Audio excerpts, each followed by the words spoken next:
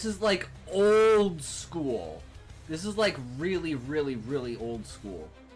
And every day there's that red button looming on his desk. And one day he just wakes up in a bunker.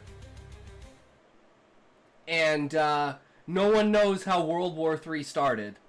But yeah, he just wakes up in a bunker surrounded by, like, you know, special service and stuff like that. Like, oh my god, you're awake, holy shit, what happened? Like, the world's ending.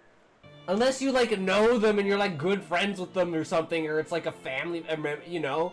You know, that random person. And the fact that she banned you means you're a fucking random person. I have no control over it, guys. I just wanted to know when the ads popped up so that I could, like, stop the stream. Because people would sometimes be like, oh, I missed that because of ads. And I was like, what do you mean ads? Now it tells me, but now people are saying they're getting slapping in a way that makes me think this is on purpose. No, it's a side effect of something that I did on purpose. I turned the announcements for ads on, and I'll show you guys exactly what happened since I did that. Pretty fun day. I mean, Zoink was going crazy, but, you know, maybe he learned a little bit of his lesson, so it's okay. It is what it is. There are times and there are places, and there are not times and there are not places, as you well know. Anyways, remember, I love you guys. You guys are fucking awesome. And we will be back again tomorrow, as always. So, if you can't say fuck you to your friends, who can you say fuck you to? Fuck you. Well, with how was your day, Top? My day was boring as balls, Smokey, but we're here now, and that's what matters. I guess actually it's today. Like, the good thing about starting the stream at 12:30 a.m. is it's a brand new day, guys. So my day is fucking amazing because I'm here, I'm streaming, you guys are here, we're having a good time. We've almost done the react, and we're not even an hour and a half into the thing. You know, we're fucking popping off, bro. We're gonna kick stories ass today with some shit ass. We're gonna type a fucking storm of fucking shitty dialogue. If you don't teach kids the consequences young, they turn from young little shitheads into real piece of shit dickbag adults.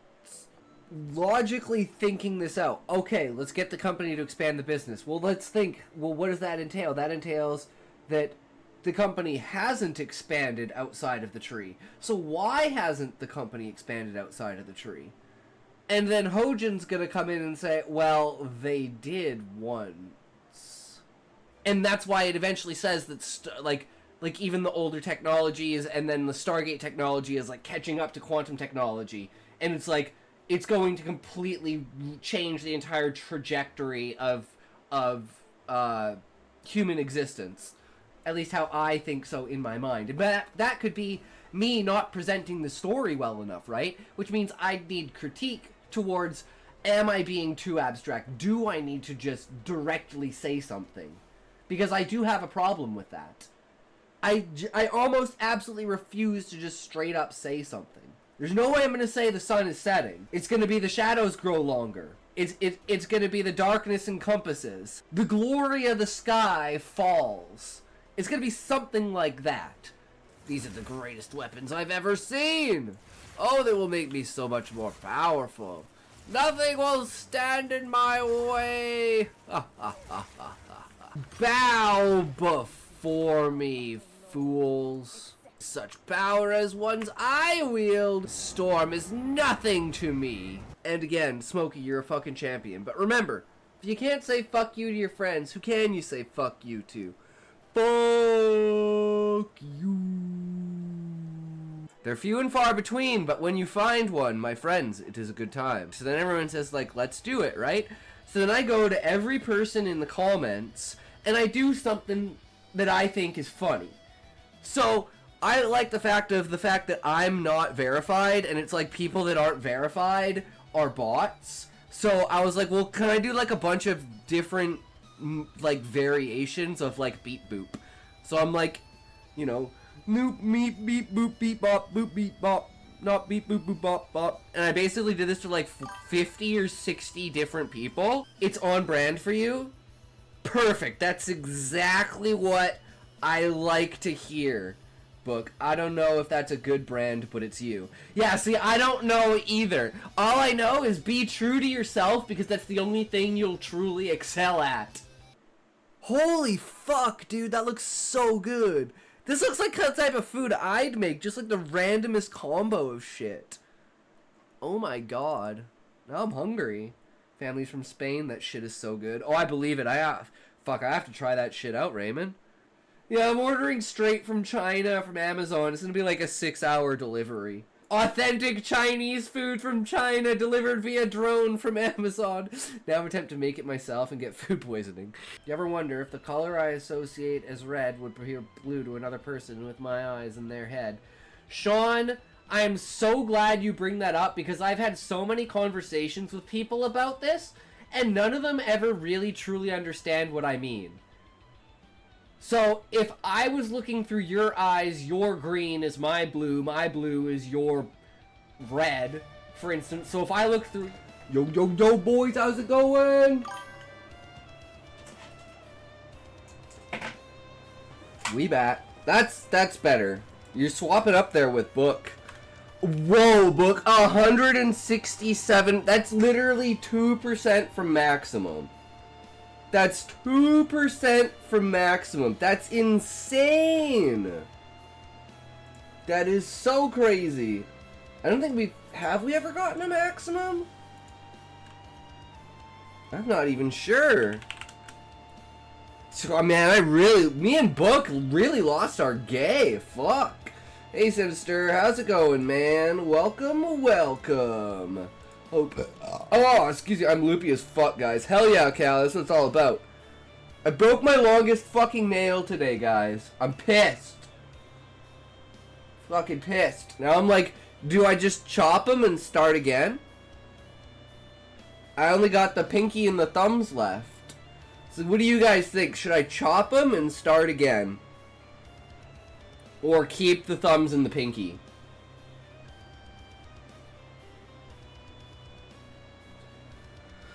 Any sales? I don't know. Let's find out, I guess. Sorry to leave last night. Wasn't having a very good mental health night. No worries, Sinister. No, don't feel obligated to watch or join the stream or anything. Just, you know, do what you gotta do, bro. Doesn't look like it. 79.56. So we got those 5 pages from yesterday. But that's it.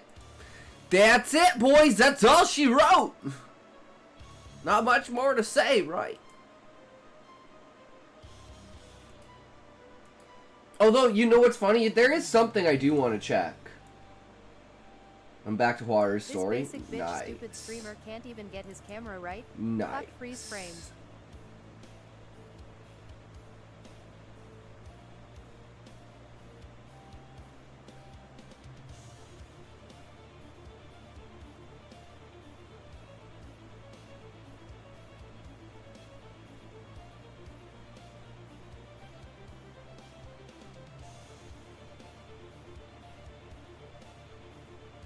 Oh, there it goes. That's the face only a mother can love. Probably full of dongs. Definitely. Check your freezer. Definitely. The fuck was I doing, guys? What the hell was I doing?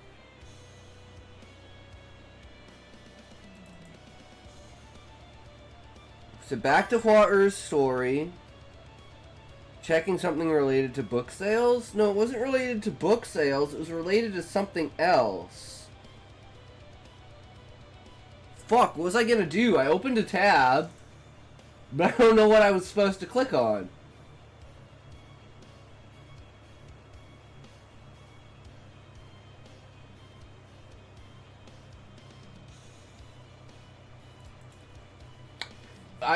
It's completely gone. I have no idea. I fucking have no idea. I am easily distracted, easily forget, and I'm retarded. So yeah, this is... and it's not like something in chat sparked something, other than the horror story. And I was like, well, what the fuck did that... The freeze frame totally fucked me. Say it out loud, and then we can remind you. Yeah, it was just the freeze frame came in at literally the worst possible time.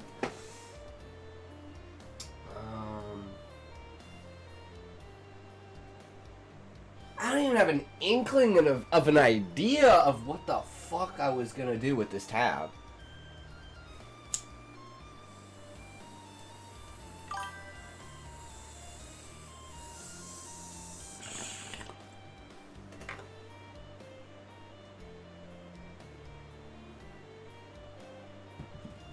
Fair enough, Sinister. Fair enough.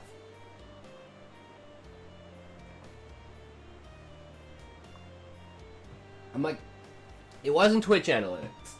It wasn't TikTok. It had nothing to do with like new streaming. Nothing to do with Kick. Nothing to do with YouTube.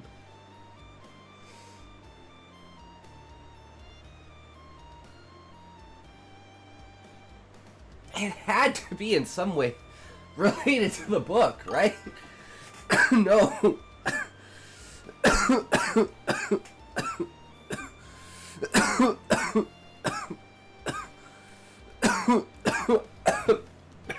It's gone. Maybe it'll come back, but yeah, I don't know. I'll just leave this tab looming here as I met retards on here. Compared to some of them, you're a fucking genius. Yeah, but that's people on the internet there, Sinister. That's not a very...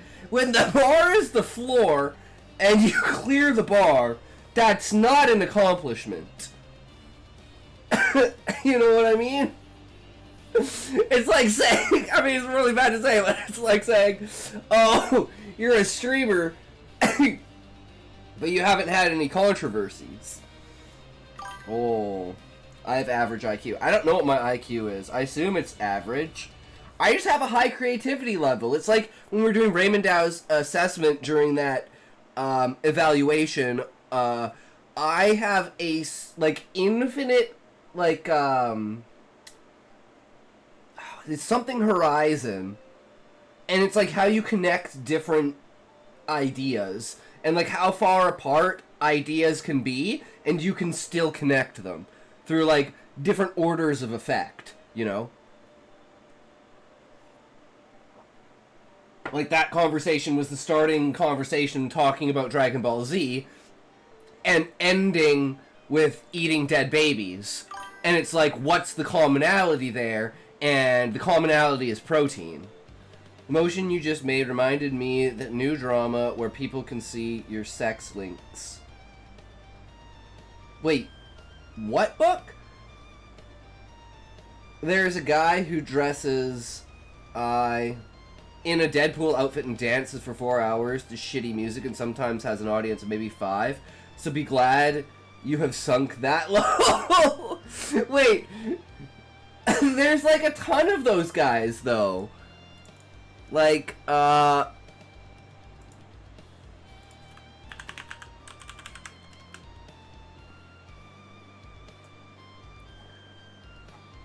okay, this is like actual Deadpool. Cosplay.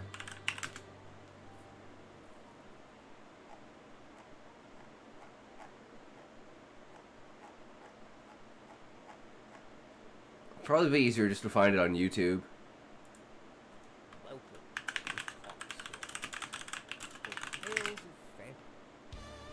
Oh, Deadpool?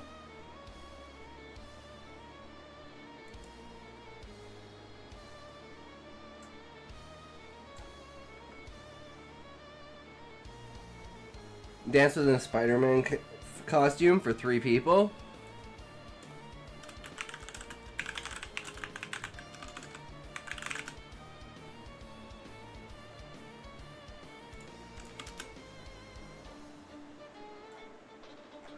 I don't know, I've seen like a lot of these things with like different people dressed up and like compilations stuff. I don't know why I can't find any of them. Well, that's just me Drad pull.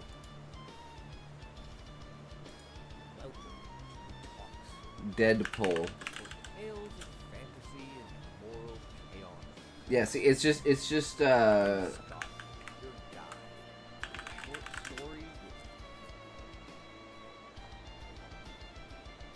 yeah, I can't find anything.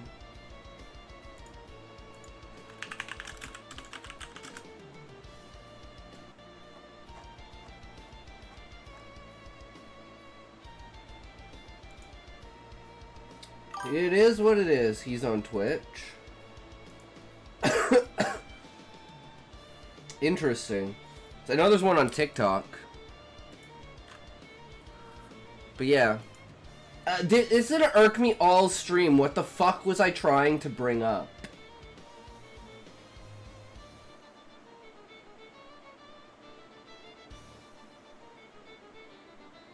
Wait, guys.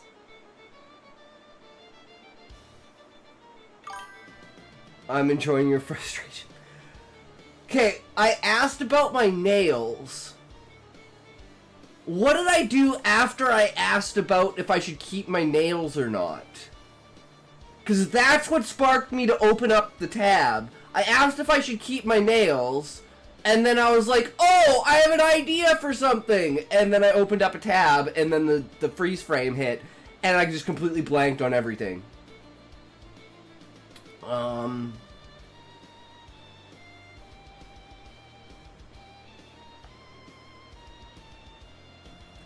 my god. How was it related to my nails? I fucking don't know. This is gonna piss me off for a while. I'll fucking figure it out. I'll just have that epiphany moment, and I'll just be like, oh yeah, I'm so dumb. How did I forget something so simple, right? Something so stupid, so easy, so ridiculous. I'm literally laughing at you. Well, so we're gonna start by talking. Fuck, if I can make it entertaining, I mean, it is what it is, even if it's at my own expense. The Deadpool Show. He has 7.7 K followers. Should I refreeze you so you can think about it? That's a good idea, Sinister. See, now you're thinking like 100 IQ. Because, like, if it was a clip I was trying to bring up, it would be something about, like, a fucking clip.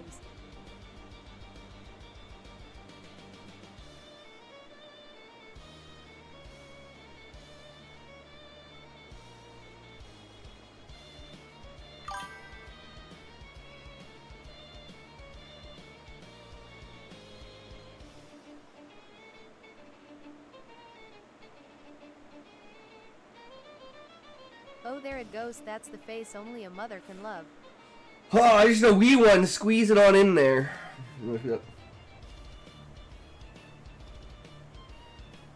He's still blank. Damn it, you reminded me, Sinister. I had forgotten that I forgot to forget to remember that I forgot. Fuck. Yeah, my whole brain just goes fucking blank. I just turn everything off and just like restart.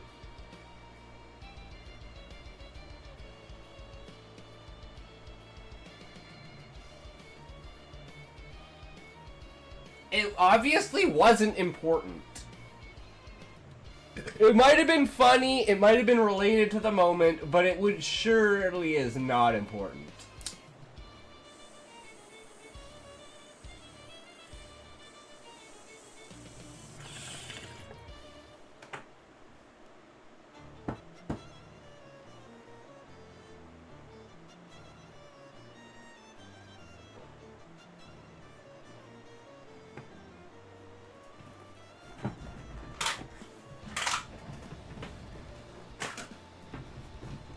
Apparently running shit over.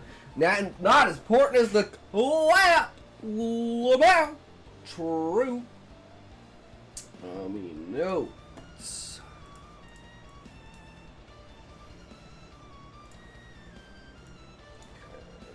These. So today is all about, you guessed it, dialogue. Dialogue, dialogue, dialogue.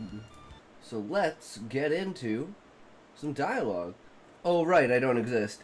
Hello, bitches. No stream today. Gotta end table tennis soon. Give me my muffin. True.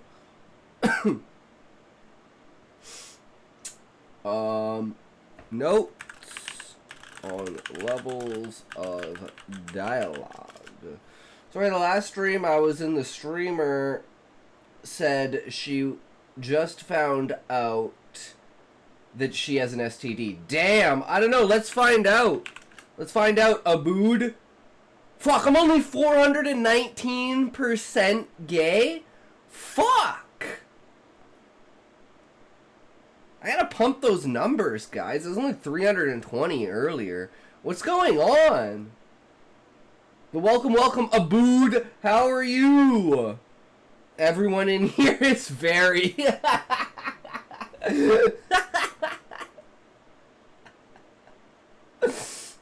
You gotta pump something. Whoa! True, bro. Yeah, welcome. Are you? Oh, there you go. Damn, book. 1,069% is maximum. You almost hit max. That's higher than Zoink, bro. Book, you are gay as fuck. Holy shit. Alright. This dude's pretty gay, too. Alright, what's my talent, guys? 100 oh, we're gonna write some fucking shit today, boys. I've been brainstorming about how the insane asylum is gonna be, and, like, the kind of dialogue, and then, like, gaslighting and ensuring, that, like, you know, I'm an old gay lady. There you go. You just gotta find yourself a nice young broad that you can dominate, book. Is perfect. But yeah, anyways, let's get into this shit. So we're going to start by talking about the most basic level of dialogue writing skills, and then we're going to progress level by level until we get to level 6, which is just genius level dialogue writing. So let's jump right into it. Here's the first level of dialogue writing. The first level is basically foundation. Foundational. Why 6? I don't know, because you just categorize them into, I don't know, ask him. Book. Go there right now, drop a comment in the comment section, give him a like, and say, why 6? Are you saying Book should be a pedo? No, Muffin, she's like... If she's like 40, then she should find like a 25 to like 30-year-old young broad.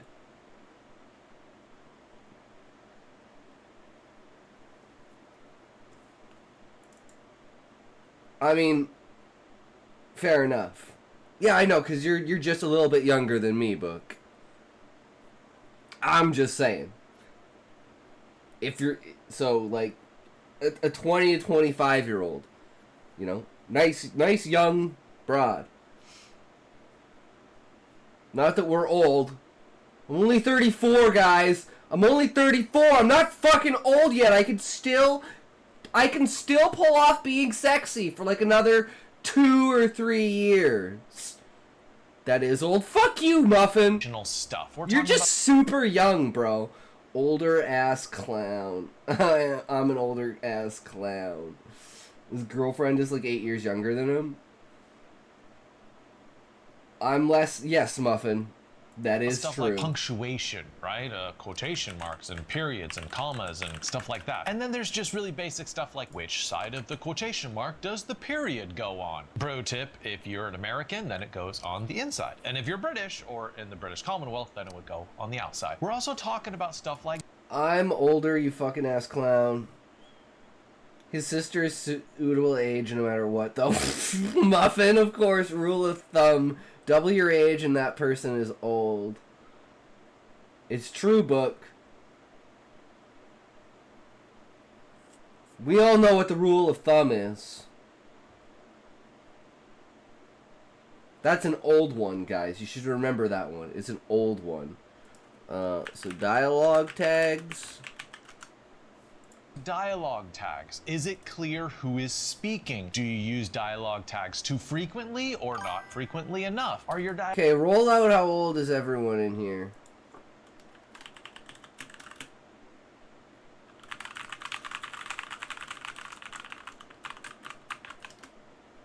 I am 45 octovigentillion 678 septenvigentillion 978 sesvigentillion 254 quinquevigentillion 957 quatuorvigentillion 290 tresvigentillion 875 duovigentillion 208 unvigentillion 937 vigentillion 568 novemdecillion 924 octodecillion 689 I'm 7 million years old. 246 sexdecillion 890 quindecillion.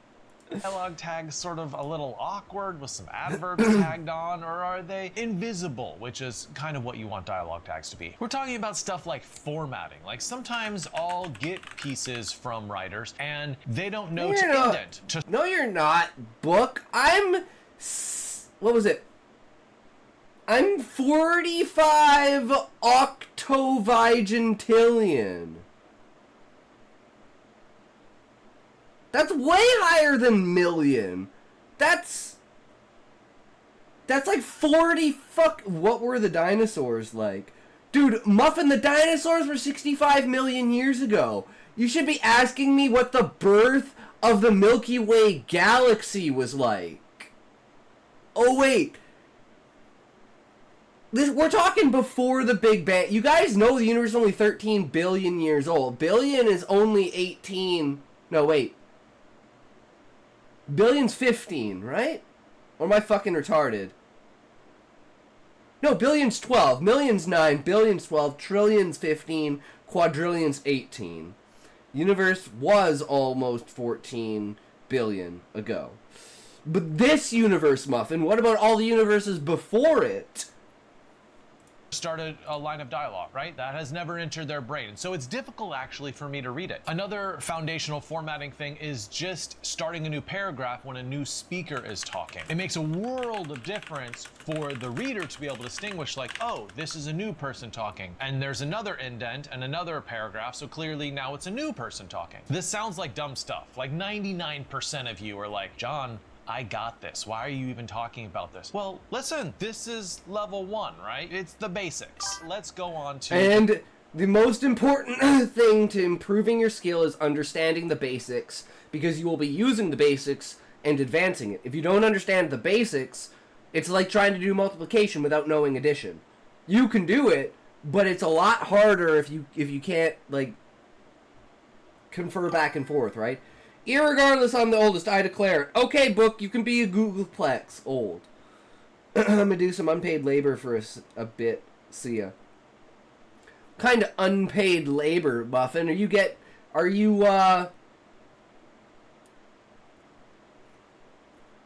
like, doing the dishes, doing the laundry, mowing the lawn? Fine, I'm the oldest female. Happy? Boom! Fine, book, you're the oldest female. Okay, that works.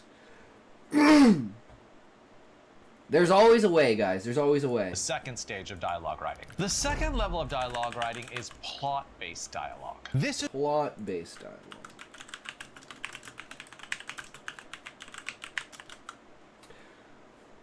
I'm also the youngest female. 'Cause you're the only female! Me am youngest, I'm also a vampire. Nice, Callie. is what the author wants the character to say. They are imposing their will on the character and being like, listen, okay, I need this plot to move forward, so what do I have this character say that will move the plot forward? Now listen, this dialogue is functional, right? It works in an awful lot of books, and you could do a lot worse than writing dialogue that... You're the oh my female brave enough to come in this shit show. Must suck shaving.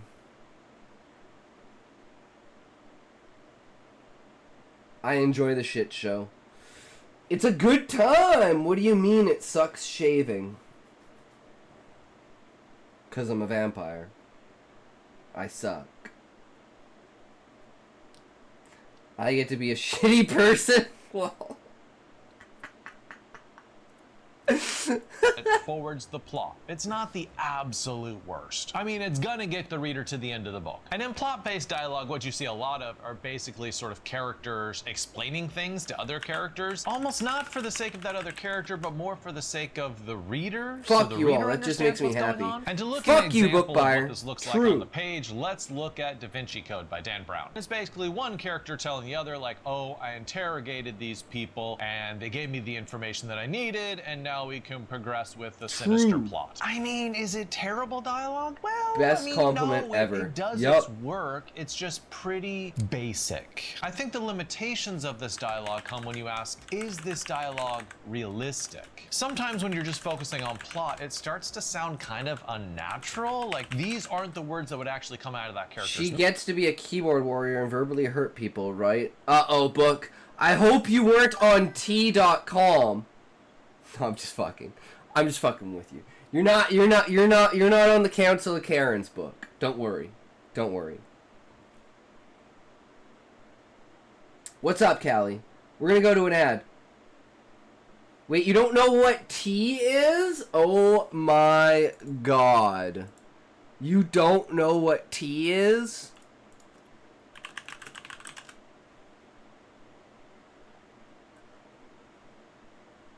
So there's this app called T. And the whole point of this app is to basically rate dudes and like rate them for like red flags. So it's all these chicks going around saying bad shit about dudes, and then they get all because and it's only for women. Only women can sign up on this site, and you need an ID to sign up. And yeah, they were all leaked, and as you could guess, they're all just a bunch of fucking Karens complaining about fucking dudes. So then someone made a site called what is it? T what's it called? T something fuck, what was it?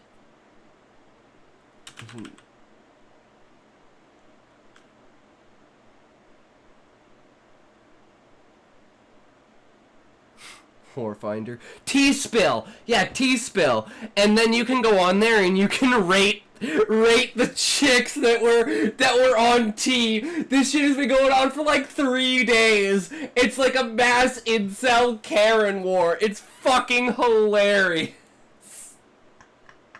The internet is fucking so retarded.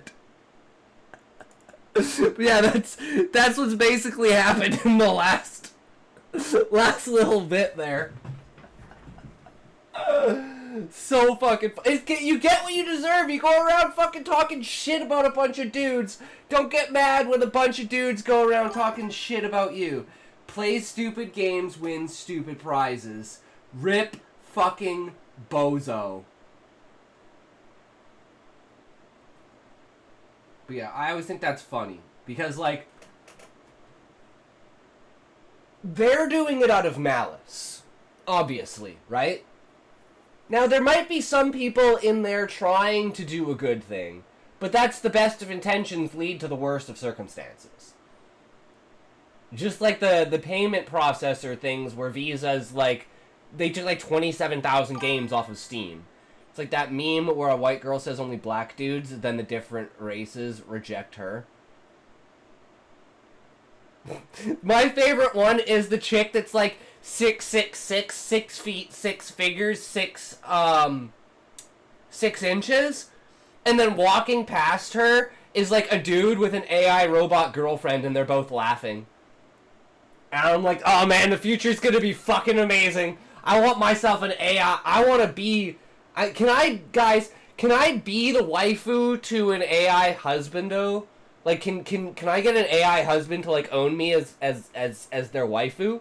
Is that possible? And then she could also be, like, a Fuda, because you could make them whatever you want? Why does this guy on the screen look like he's about to take a shit? I don't know, because I'm bad at freeze frames. Why do you think I made the freeze frame command? Because I'm never paying attention to what his face is when I pause, because I'm looking over at the camera being like, hey guys, I got input. I'm going to make this video interesting. Not that it's not. Book Fox is amazing This videos. basic bitch stupid streamer can't even You get need his a wife camera right. and a husband to Fuck talk. freeze frames. No, because there'd be an AI...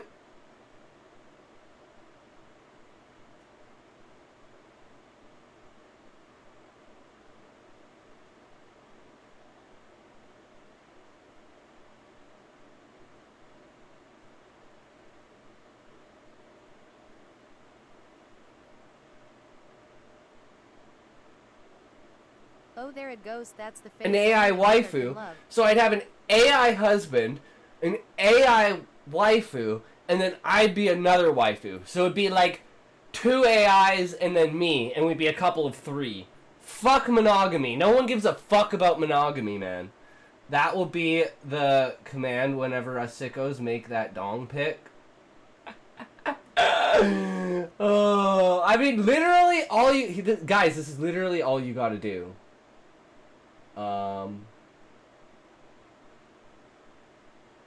I guess I can have it ready for the next freeze frame. So if someone does it for the next freeze frame, I'll make one. Just do it for us to talk. We lazy sacks of shit. Yeah, I was just gonna say, if you guys do another freeze frame, I can do it. How about that?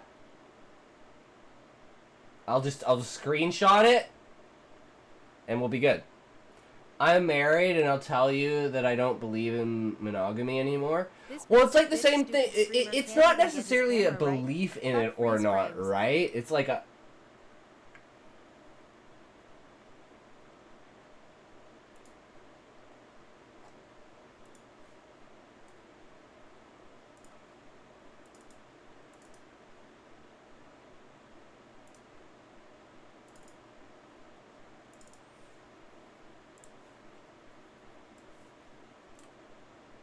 Oh, there it goes. That's the face only a mother can love. True. Okay, let's go back here. Now we got this. And we save this in stream. As pre-dong. And then we go download. No, we want paint. Open this, do this, go to stream, grab this, get rid of that, go here, pre-dong, no. And then we take this, and we go. Oh, I guess it's not going to work on an angle. Hold on. Go back. How do we get like a solid? We want it solid, right?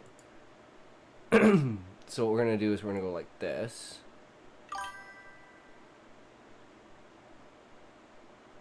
We need it to be wider, okay, and then we need to find a way to like.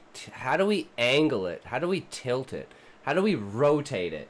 I have no idea how to do anything in here, but I want to be. I need to like rotate it on an angle, right? Because I want it coming in, like, from the bottom here. But I don't know how to rotate it in. And then we want to go like this. And we want to go like this, right? And we want to fill it. How do I fill it? Is it this? I have no idea. Is it this? Is it this? Guys, I'm not good at this, okay? I don't know what I'm doing. How do I... I'm miserable being married. I hate it.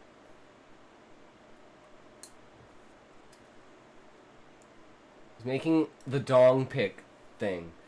If any of you aren't married, don't do it. It's a fucking trap. It's a fucking prison. You don't need to be married to spend your life with someone. I promise you that. Please don't do it.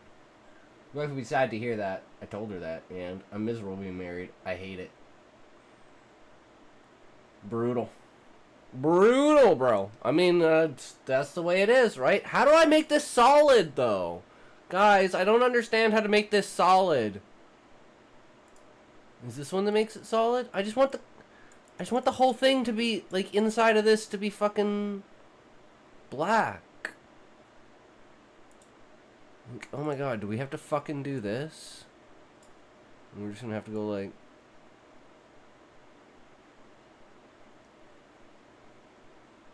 Okay, I guess that's actually... Let's just do this. We're just gonna go back, keep going back. Until this thing disappears. And we're just gonna go like this. We get a little bit bigger. And we're just gonna go like... that. And just like a little bit there. And like a little... there. It's supposed to be the black bar. You know, like the black bar that goes... That's why I wanted it to be a bar. Because it's supposed to be the black bar, like the sensor bar that goes over top of the dick. It's just not working, guys. Someone else has got to do it. I'm not good at this shit. I'm good at video editing. I'm not good at, like, Photoshop. I mean, I can put the picture in the Discord. I'll drop the picture in the pics in Discord, and then someone can dongify it. No, I did not just fart. There's the pre-dong. Just get 2 of the oval tools. There you go, Callie. You can do it. It's in pics. So, you know, you could just, like, crop this out. Do whatever. You don't need me holding... Like, you could literally... Because it looks like... You could do it... It looks like my hand would be on it. Because I'm holding the bong like this, right? So you literally have my hand... Well, that's the idea, because if it's a sensor bar, then people will, like, understand, oh, it's a sensor bar, so people will be like, yeah, there's a dick underneath there. Right? So it makes it look like it's a dick. Maybe don't even put it fully in my mouth, like, you know, put it, like, right below the bottom of my lip, like its tip is touching the tip of my lip, and then you can see the rest of my open mouth, and then, like, leave my fingers like that, so you can, like, you know. So, yeah. I thought you liked dick in your mouth. I do like dick in my mouth. Who doesn't like dick in their mouth? Dick's a good old time. That's why we're making this meme. If I didn't like dick in my mouth, I probably wouldn't want someone photoshopping dick in my mouth. Right? Makes sense. I have no complaints.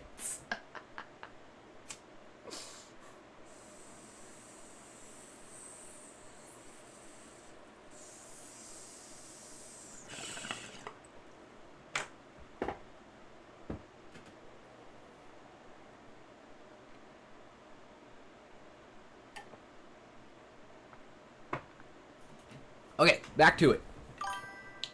As long as he isn't a micro, I can do nothing with that. You can't do anything with mine anyways, it's always in a cage.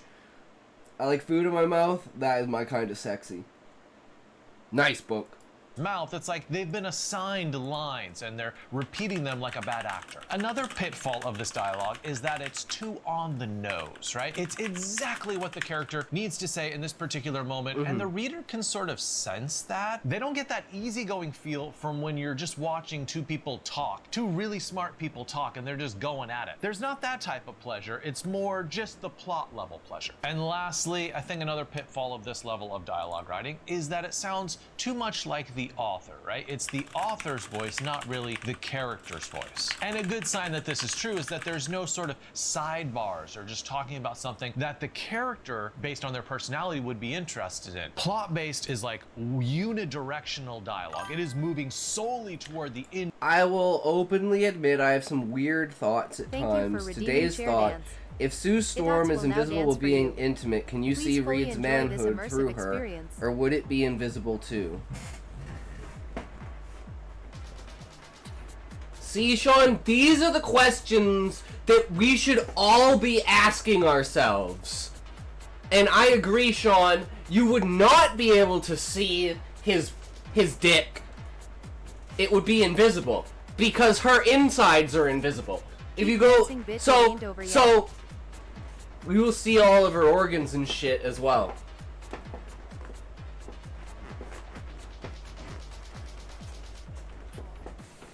Man, that's a freeze frame, guys. Those eyes are staring at your soul. Holy, this is a 20-minute video? Holy fuck, guys. This is gonna be like a 2-hour react. And Zoink isn't even here. Neither is Smokey. Oh god, this is gonna be bad.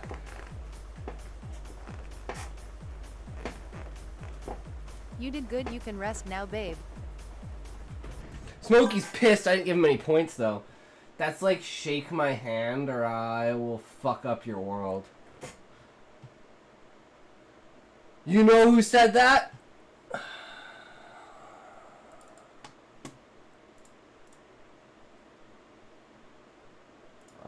Where is it?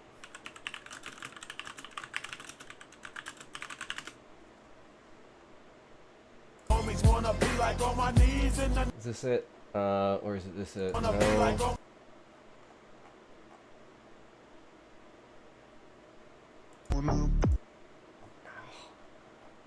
Damn. There's a compilation of like Putin get rejected like 15 or 20 times from handshakes. Like people go to handshake and they're just like, nah, I'm not giving him a handshake. And it's like him just sitting on a train like, oh, like all I wanted was a handshake. You wouldn't she be naked if she's having sex. Wait. But she's only making herself invisible unless she deliberately includes someone else. She even has to wear special clothing or else she's got to strip. So yeah, I'm still unsure. Wouldn't she be naked if she's having sex? Maybe, Book. Some people like clothes. You know, I'm a CF NM kind of person. You know, when I'm doing, you know, when I'm watching the normal heterosexual stuff, you know. It's a fetish to some people, right? Clothed female, naked male. What, you don't know CFNM? Beezus? welcome, how's it going, Beezus? So we're discussing whether Sue, what's her name? Storm would be, if Rick's dick would be invisible if it was inside of her. If they were fucking. Poor Beezus had to click on that.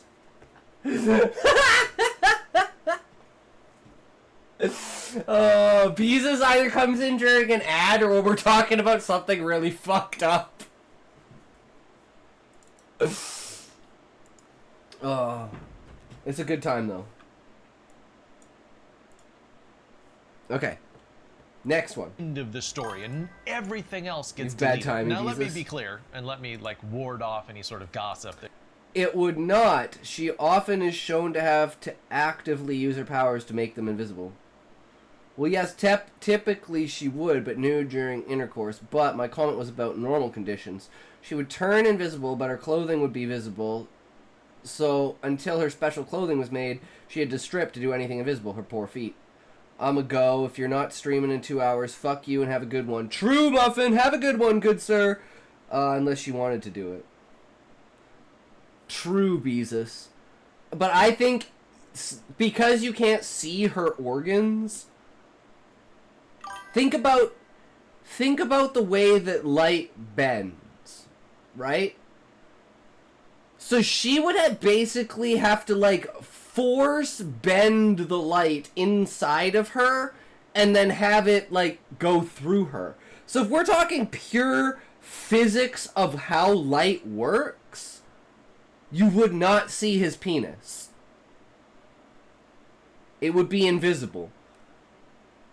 The second it went inside of her, it would be invisible. If we can see inside her, can we see the cum when the guy ejaculates? These are questions, Book. Some say they're the reason. There's a prophecy that is the reason why hentai is the most like popular rising type of porn.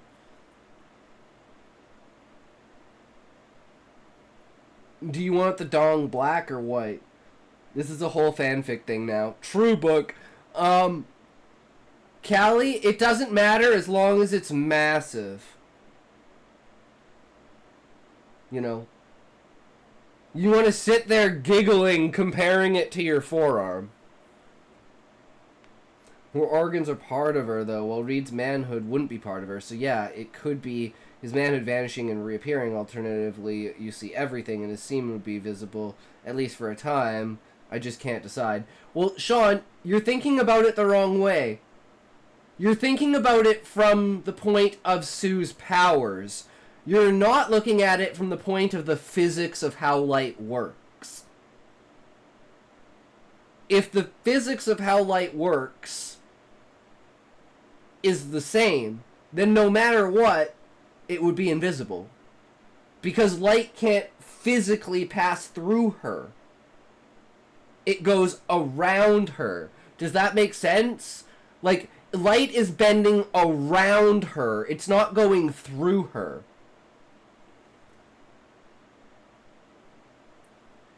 It's like the idea that when light hits her skin... But you said you wanted it in your hand, so it's not gonna be as big as the screen. But if I'm going like this, right? I could be seeing how long it is compared to my fingers, right? I'm like, ooh, it's wider than my fingers are long. This is gonna be fun. But you said, let me exist to you. I thought you left, Muffin! Also, theory, if you are invisible, light goes through you. Now the thing is, light needs to hit your retina to see. It just goes through it, so you can't see. I feel it shouldn't be here during this conversation. See ya. But Beezus, then we wouldn't be able to answer the question. Physics has to work. And Muffin, that was like literally the reason why I was saying what I was saying. It's not that light goes through her, light bends around her. As if she's creating like a gravity well where the light is separating and then going around, but not actually interacting with her. Because the way that light works is it reflects and bounces. If it doesn't bounce off, you don't see anything. You're confusing him. You can, if she can hold an item in her hand and encompass it, then it is not only hidden by her hand, but still shown. See, but that's where the physics works in the direction. If I'm holding a lighter in my hand and my hand is invisible, you can't see the lighter, right, until I do this. That's the same concept of it being invisible. It would be invisible until light hit it. She wouldn't be able to have something in her hand unless she wanted to, right? Because that's part of her power, to make something else invisible. But if she was just invisible and she held something in her hand, you would see the lighter or whatever's in her hand up until the point it disappeared. So imagine my hand doesn't exist. It'd be like pulling it off of the camera. It's gone now. So if the lighter is his dick, this would be the effect that would happen. It would just straight up disappear because light wouldn't be able to hit it. She can hold an item in her hand shown in the comics and then choose to not make it invisible. Then you can still see the lighter even through her hand. So you're saying her power is adaptive camouflage, where light is being bent around her body so it only appears that she's invisible. While being truly invisible means light goes through her while her power is active. Yes, I want to see some roosters. I'm not sure. Then I'm not sure, because I would go by what physics dictates by light. That would be like my base assumption, but you are right. Elijah book buyer, show her some dick. You're gonna have about me, or complaints that you're gonna list in the comments, and say I don't need to get banned. banned. Against plot-based dialogue, right? I mean, plot-based dialogue is necessary. You can't have a book completely devoid of plot-based dialogue, and you wouldn't want to either. That would be difficult and boring. What I'm really saying is that the trouble is when all of your dialogue is plot-based, there's not enough variety in your dialogue. Now for the third level. The third level is character voice. Ideally, when a character speaks, you want it to reflect their education, their background, their personality. I mean, hopefully when I'm talking to you on YouTube, like, you get a sense of who I am as a person, you get a sense of my personality. You want that same thing to be happening on the page. Yeah, What do you this guys get my personality through the stream? I have to type it, but he's already sitting there. Book can see him clearly as is. Lol. Nice, Sean. Nice. I mean, it's a pretty big fucking dick. I mean, I'm pretty small, but that's still a pretty big dick. So there you go. Via proxy with stretching the line, it's been done. Because we all know I'm a giant dick. is that your character should not sound like the other characters in your book. Every single character needs to have a distinctly unique way of speaking. And the other thing that this means is that every single character should not sound like the author, right? You know what you sound like. You don't want every character to merely be a mere reflection of you. Now, I will say, of course, like pieces of you are gonna be in every single character, but the more you can give them their own voice so they sound like a whole human being rather than sounding like you, the further along you'll get in your characters. Fuck this, I'm alright, my brain is fried. Lol. Alright, yeah, we're only 4 minutes in, book, so this is gonna be a long one. Enjoy. Now, for an example of this, I'd actually like to point out an author some of you might like, Ayn Rand, right? You might have read Fountainhead or Atlas Shrugged, and I will say one limitation of those novels is a lot of the characters sound like each other. They are often using formal and elevated language because, remember, Ayn Rand was a philosopher. There's a lot of philosophical diatribes inside her books, and they tend to be fairly didactic, right? They are lecturing, they are giving a point. Think of John Galt's like 80-page radio speech in Atlas. Smokey! That was already asked today. Let's see. 11%. Guys, I fell off. Holy fuck. I'm not gay? Okay, Smokey, you have to do it now to prove that you either absorbed or decimated all the gay. I think you absorbed all of my gay. So I think you're going to be in the 800s, buddy. Ooh, okay, maybe not. Maybe not. Maybe you dissipated some of it. You annihilated my gay, bro. Sinister's so gay, he's not gay. See, it's the same. It's like, you do it again in 3 minutes, Smokey, it's gonna be 10%. You eliminate gay with your presence, man. You're like the anti-gay. My gay got broke. Shrugged, or think of Howard Roark's courtroom speech. It's getting more gay. After a while, a lot of the characters sound suspiciously alike to one another. And in general, I would say that that's something that you don't want for your characters. I saw. Thank you. It really helps, Smokey. You have no idea how much it actually helps.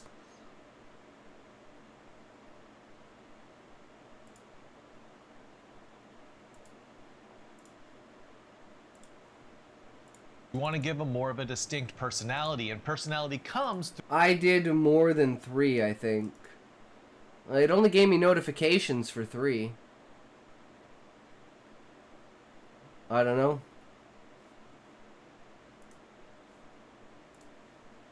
Damn, my gay has depreciated. Go on Shorts and look.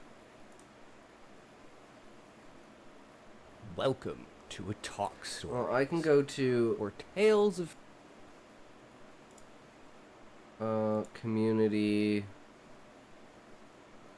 Wow, Smokey is cute. Don't talk, please. OF links, please. Poor B6. Brother the hat motherfucker. The hat, please. Buy a hat. Please. I will buy a hat for €5.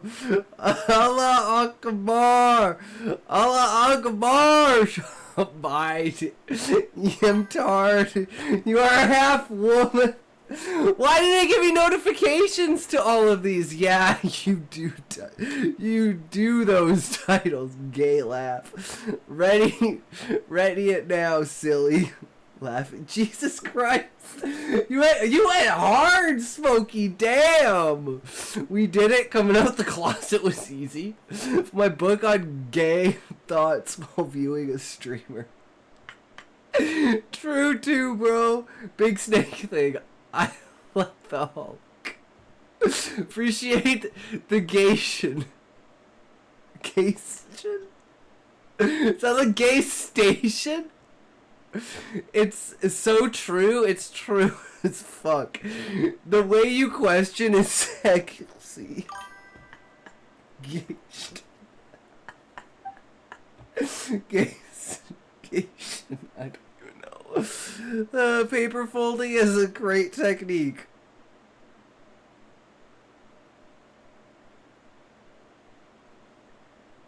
Wait, somebody commented on this? Mechanic. Who's Justice? The Bull. Social clues. Sure, but they can tell you're wrong, so be confused. Reacts plus subtext. Someone actually commented on it. It was a month ago. Damn. Smokey. Wait. Video blocked. Okay, now I just got a whole ton of updates. Video blocked in some territories. Videos 500 views. More people are watching your short. Damn, that's sick. Please 10k points now. Post an image. Okay, Smokey, we made it, brother. Are you ready to see it?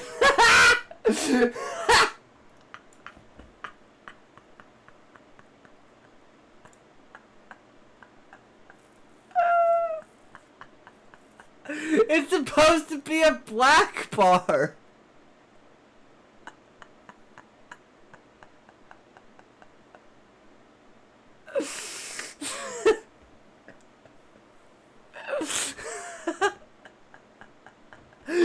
This is better. Now it looks like a white dick. I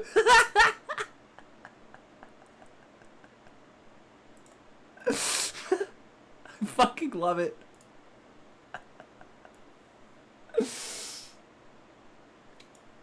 Oh, okay. Why not?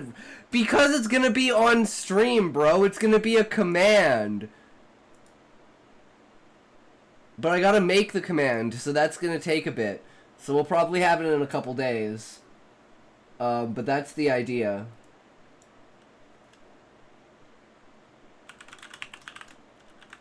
And we call this post dong.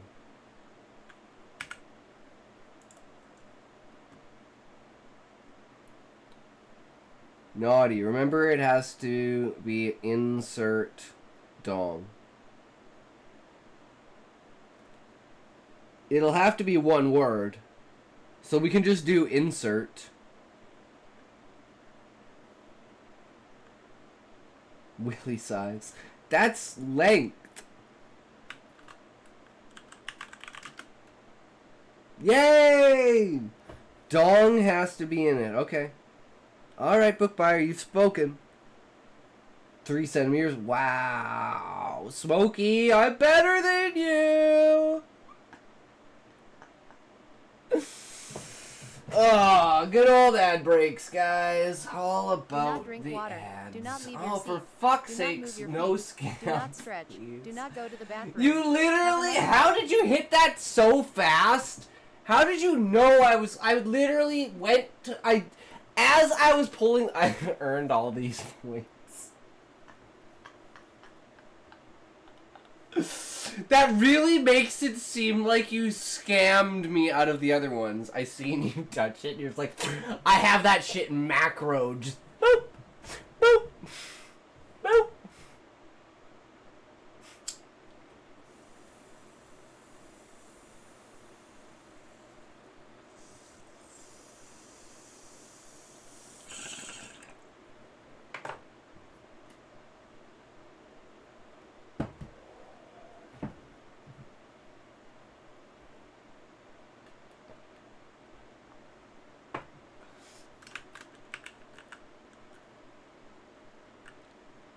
Because the world hates you, Book. Fuck! It's not fair. It's not fair.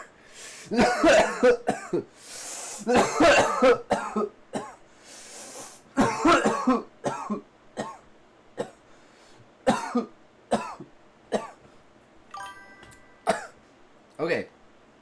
We are back. Alright.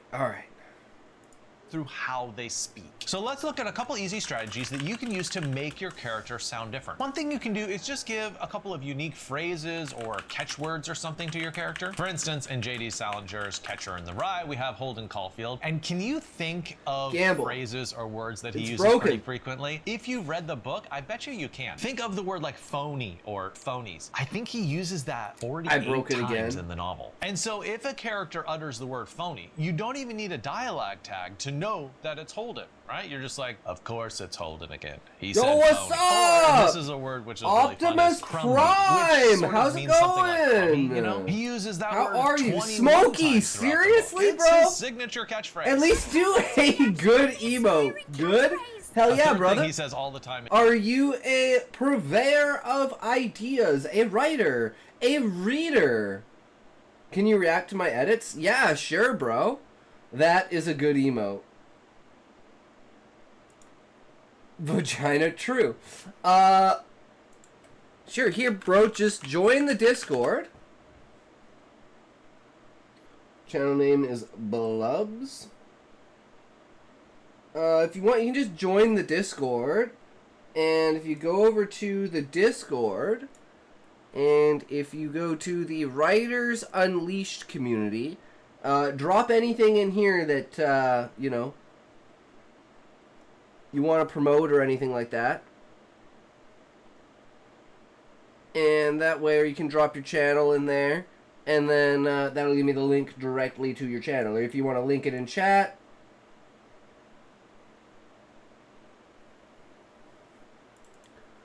sure. Let's see what you got, bro.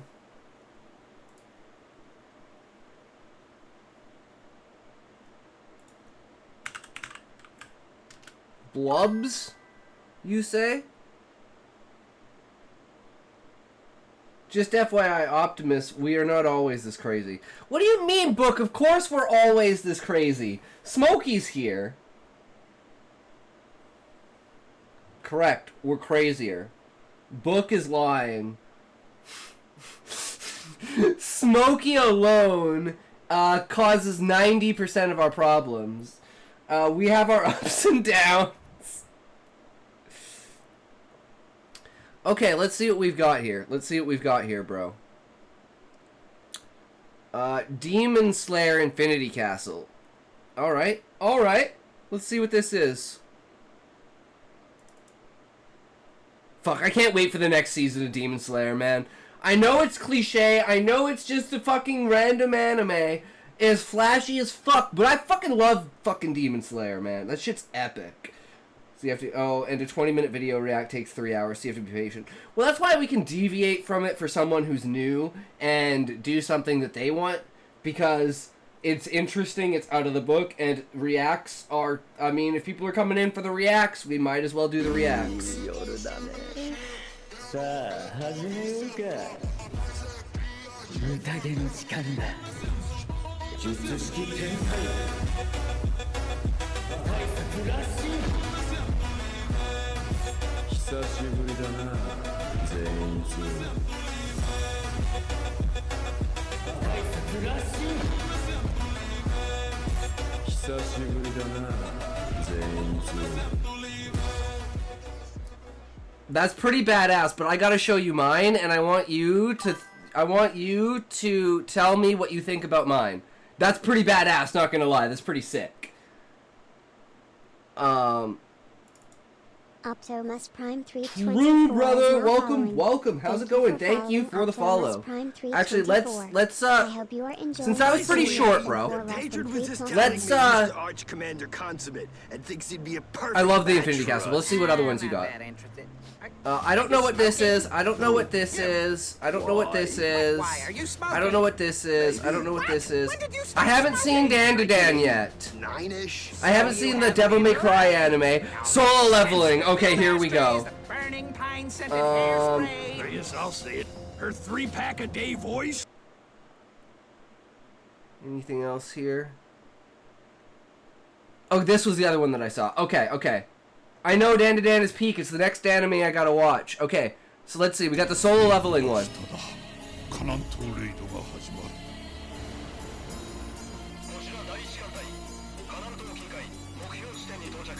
こちらアルファ、総員応答せよ。ブラボー、配置完了。 Then you overslept. 配置完了。デルタ、いつでもどうぞ。では皆さん、そろそろ降りましょうか。覚悟いいか。私たちにならできる。ではこれより第4次カナントレイドを開始する。お前たちの相手は。すべて出し切るしかないみたいですね。そうってないな。そうすかさ。行きます。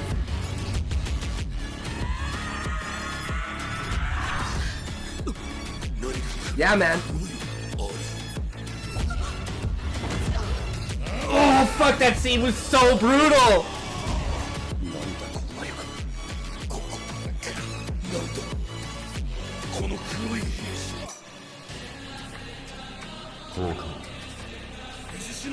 This is just editing. If you're a good editor, you can do this shit. I'll show you, Smokey. Yup.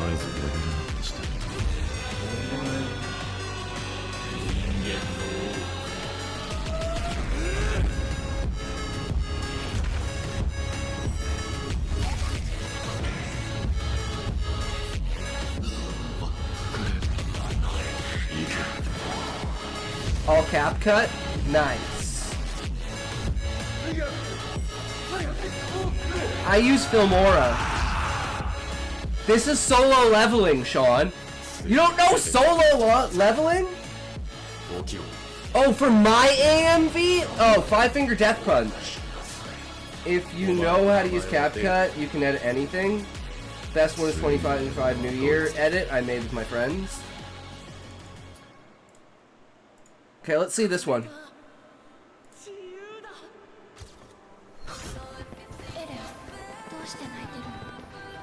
And with that, the 2024 season comes to an end. Good night. Yeah, it's...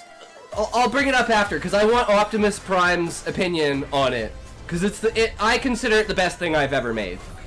It's like my trailer to my skills as an editor.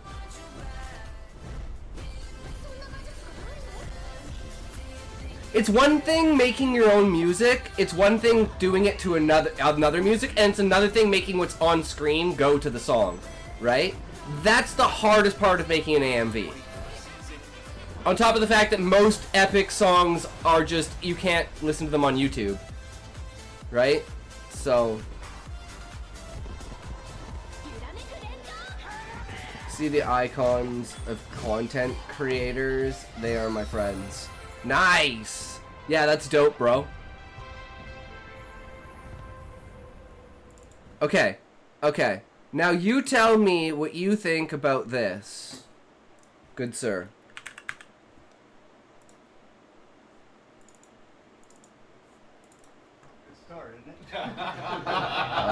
Let me check the sound. So much goddamn weight on my shoulders. All I'm trying to do is live my motherfucking life. Supposed to be happy, but I'm only getting colder. Wear a smile on my face, but there's a demon inside. There's so much goddamn weight on my shoulders. All I'm trying to do is live my motherfucking life. Supposed to be happy, but I'm only getting colder. Wear a smile on my face, but there's a demon inside.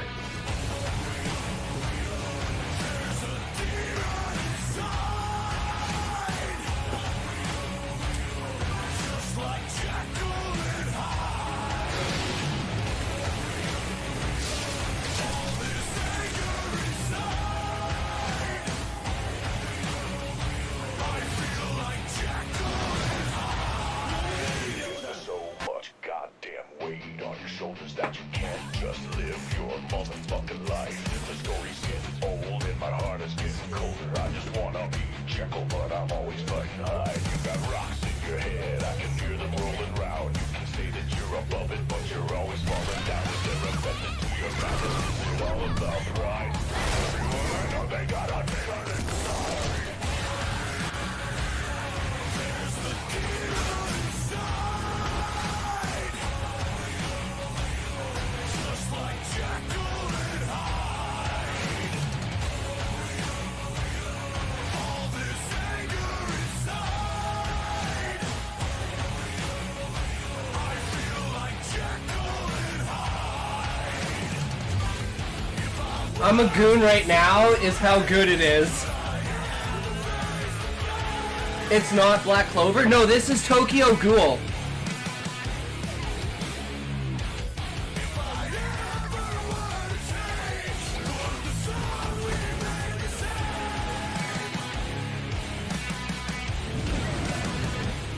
Never watched it? Oh, it's so good!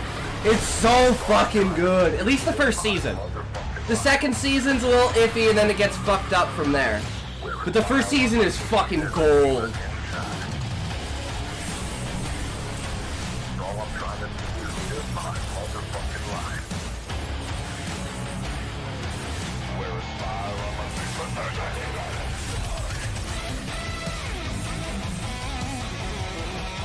a Good, I say it's better than my oldest edits. Nice, thanks Optimus. That means a lot to me.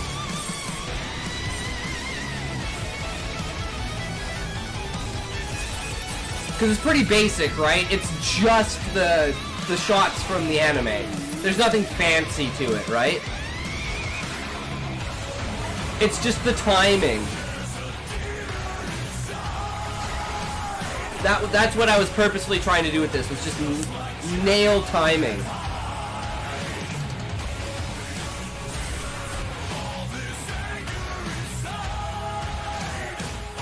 Yeah, I thought Hide went really well, because people who don't know Japanese would think it was high. I was like, it's perfect. But yeah, that is my AMV, the epitome of my editing skills. But I also made that like 8 or 9 years ago. I have some points which can make your edits like this very good. Yeah, I use Filmora. That's the main program that I use. But I used to do my subtitles until like 4 days ago with... Is it on here? No. With CapCut. But now the AI generator for it doesn't work anymore.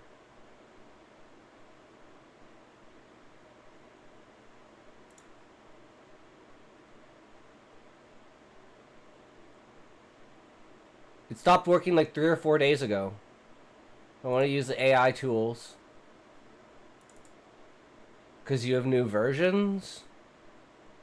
Where do you get the old version? Because if I go to here... and I take like one of my clips and I want to drop it in, right? Because this is the only program that I knew that could give you AI subtitles for free.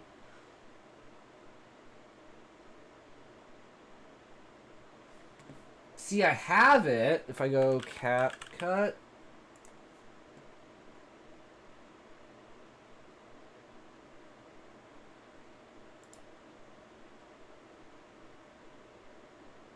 But the AI generated stuff, it doesn't even come in. I never updated it until I got Pro. See, I don't have Pro. And it's like, I don't even know where the, like, captions are, right? Like, there's nothing here for, like, captions. There's the text to speech, but I want speech to text, right? So, I don't know. I was fucking around with this because... this thing now just sits in limbo like this. You can do the preview of it to see it on your profile what it would look like, but it doesn't actually. And if you don't click on anything, it doesn't let you. New version is so bad without Pro. Yeah, I know, right? So it's like I just don't even bear it.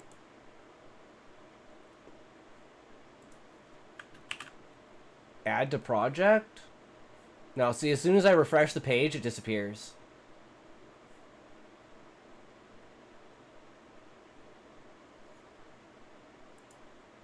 But it is what it is, you know.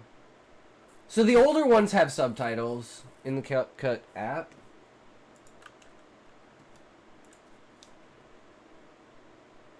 Where? Add to project.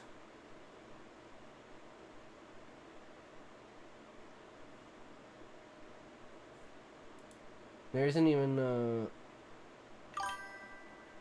create project.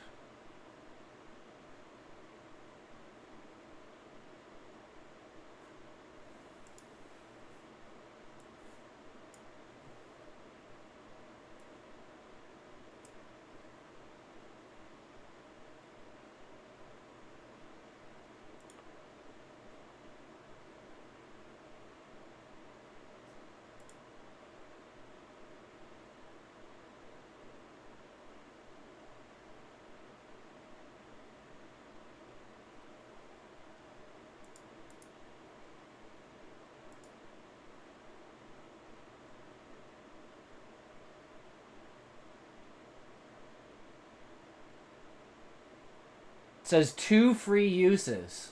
Sabi, welcome back. How's it going? Why so quiet? Because we're trying to figure something out. Go to text.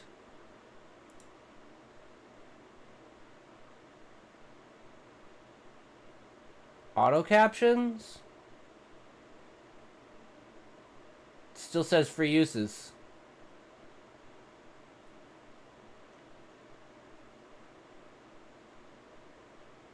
If I do generate, it only gives me 2. Add text. Default text.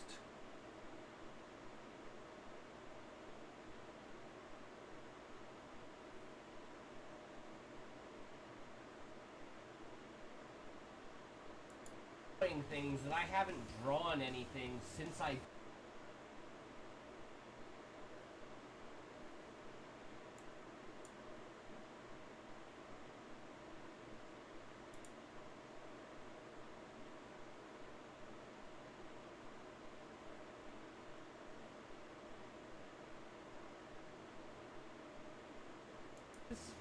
Kind of like something like,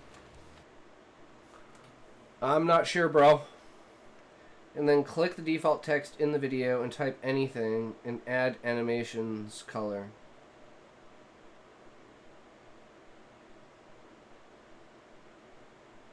I don't know where we're going with this, Optimus Prime. Like, what's the end goal here? Like, I don't want to have to type the captions out myself. I'd rather just not have captions. I don't really give a fuck about having the captions or not, as long as the clip is there.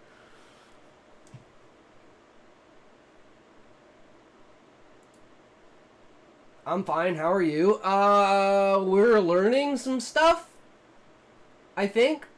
Because I can no longer do auto-gen for free auto captions. So Optimus Prime is showing me how to do captions, but it's not working. Now see at the top left, like right here, top right, animation.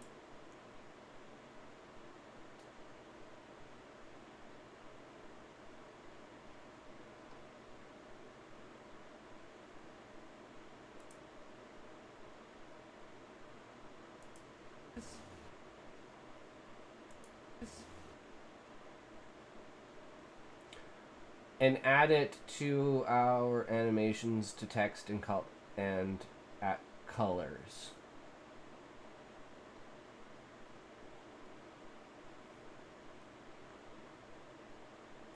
And stuff. Bro, it's hard to tell you because I'm on tablet. Fuck it, bro. Watch videos. Well, I'm just like, either way, I'd have to type it out, right? I'm gonna send a vid, which helped me a lot. Well, it's like, I'd just rather find something that does, you know, the gens. Because I can do the same thing in Filmora, but it costs, like, these token things, right?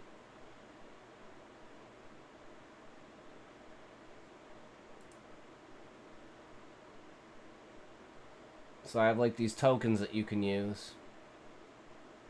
Other than that. But yeah, that's, you want auto captions. Yes, I want free auto captions. That's, like, that's all I need. Then just ask for a script from Chat GPT. But then I have to type it out. What I was doing, I'm just saying, I got super Here are the captions lazy. in.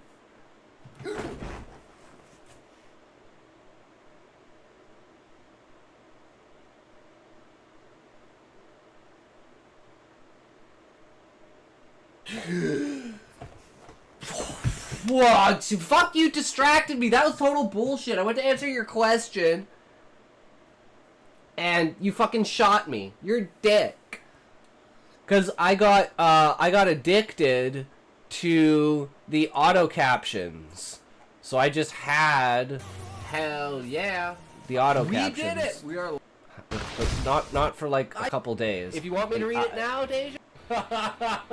A lot of days. Where is it? You know, there it is. Now we have it. If I say I'm half a frog person and everyone says, no, you're not, shut the fuck up, you're fucking crazy. But I'm like, I'm a fucking frog. Look at me, dude. I'm like, half my body's fucking green. Like, I got like webbed fucking hands and shit. And they're like, no, you're hallucinating. Fuck you, dude. You got a dick, dude? Huh? What? These captions, bro. I can't.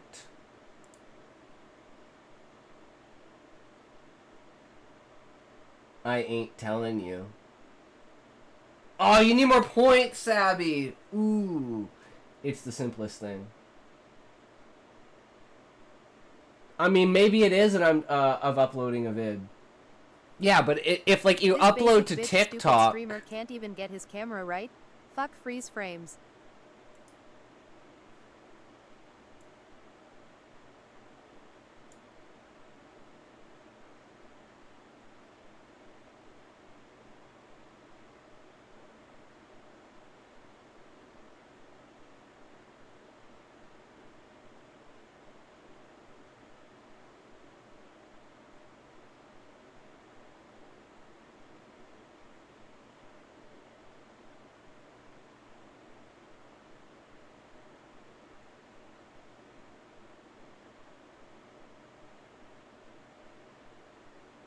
I feel like it's been a really long time.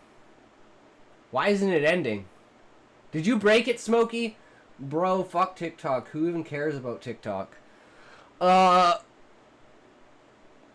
would you not post on a platform? Like, we're everywhere. We're on YouTube, we're on Rumble, we're on Kick, we're on Twitch, we're on Twitter, we're on TikTok, we're on Substack. Yeah, we're basically everywhere. I only upload on YouTube. Yeah, I have 813 videos, but a lot of those are shorts. But I mean, we do have like all of the streams, right? So you ever want to go back and watch anything from the past, like the 24-hour stream? Where is it? It's in like 3 parts. Is it down here more? 24-hour stream part 2, part 3, part 1.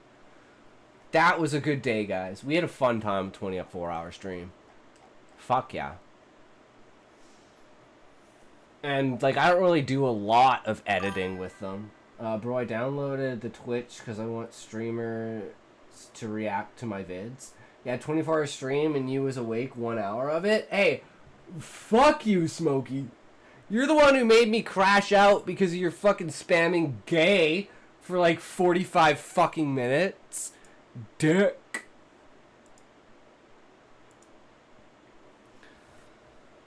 You downloaded the Twitch because you want streamers to react to your videos. I mean, that's fair enough, dude. That makes sense.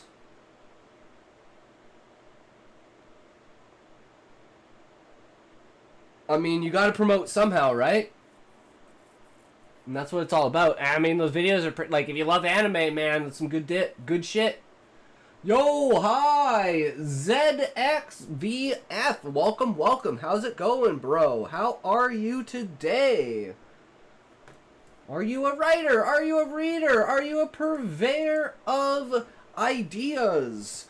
A creative mind? Someone who enjoys sharing and spreading your imagination? Good, how are you? I am amazing. We are egg fucking salad. Did you have a Freudian slip there?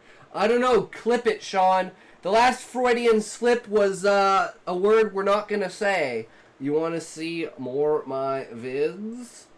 Optimus Prime, unfortunately we do have to get back to the React because it is supposed to be a shorter stream today because I have to work in the morning.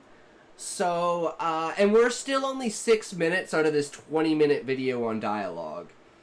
But we can do one more because we got an ad break coming up. Welcome to a talk show. I swore you were about to say some good D and switched it last second.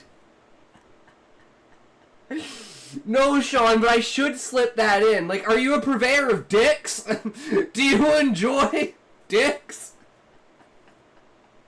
Welcome to the gay zone, bitch. You top or bottom, bro? Oh my god. Okay, where's a short one? Because we're going to hit an ad break here. Let's do this one. Sure, I don't know what this is from, but okay. Let's do this one before the ad break hits, guys. Well, YouTube hates my fucking ad block.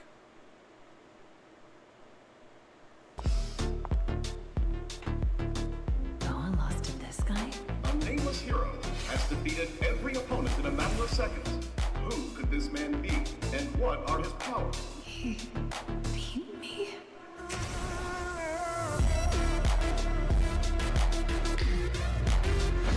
You have just entered the D zone.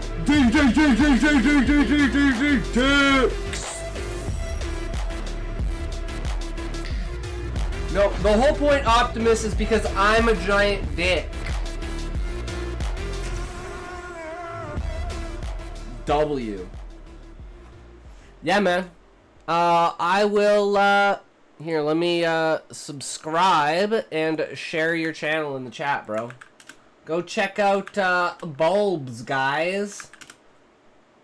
Go give him some views, some likes, you know, the good stuff. No worries, man. We're in the middle of an ad break now, and we get back from the ad break.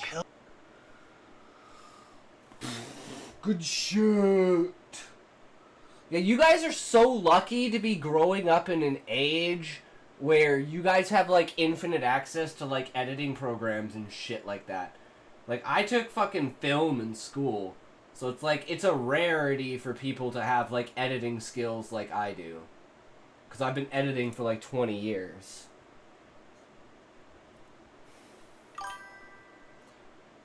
$428 points. You have enough now, Sabby. Go for it, bro. I believe in you. You have the power.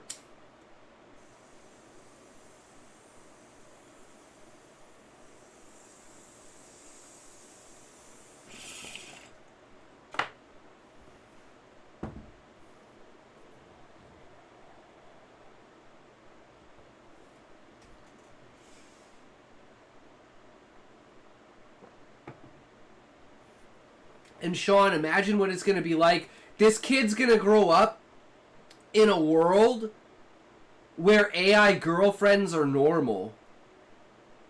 By the time he's 30, there could literally be, like, regulations and laws on, like, marrying AI, like, waifus. This guy's got an amazing fucking future ahead of him. Until they cure, like, aging and shit, it's gonna be like, I'm gonna be like 60. I'm gonna be like, fuck, man, this is bullshit. But you know, it is what it is. We all know it's coming, right? We're gonna be made obsolete. And what's funny is women think that men are going to be obsolete. Men and women are going to be obsolete. Relationships are going to be obsolete. AI hubbies, too, who, despite being male in appearance, can still birth a child for their husband. Do not drink water. It's like a reverse Fuda. They've got the vagina, or they could just give birth through their dick like a hyena does. Did you toke yet? Yes, I toked your mom, Smokey. Fuck you. My stream is probably an advocate for not having children on the internet, guys. Sounds like gawk gawk gawk. Oh gawk gawk gawk gawk gawk gawk gawk gawk your dick, Smokey. What the fuck are you saying right now? I'm trying to talk between your mom's lips, if you know what I mean, Smokey.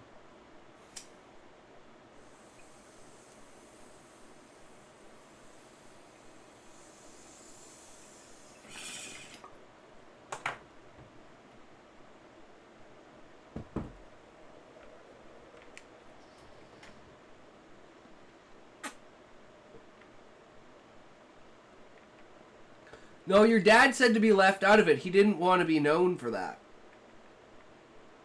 He's there, but we don't talk about him. Who do you think's behind me, Smokey? PSA, underage people should not be allowed internet access unsupervised.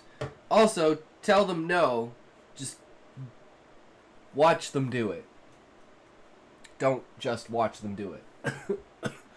Unless you don't give a fuck.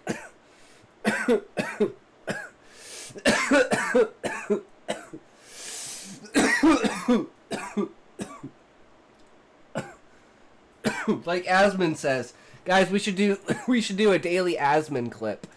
Let's see. Asmund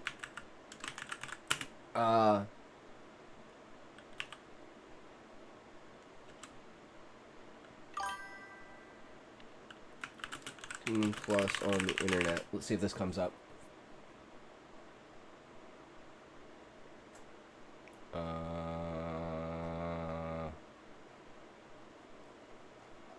wonder if I can just find... Maybe I can find it on YouTube.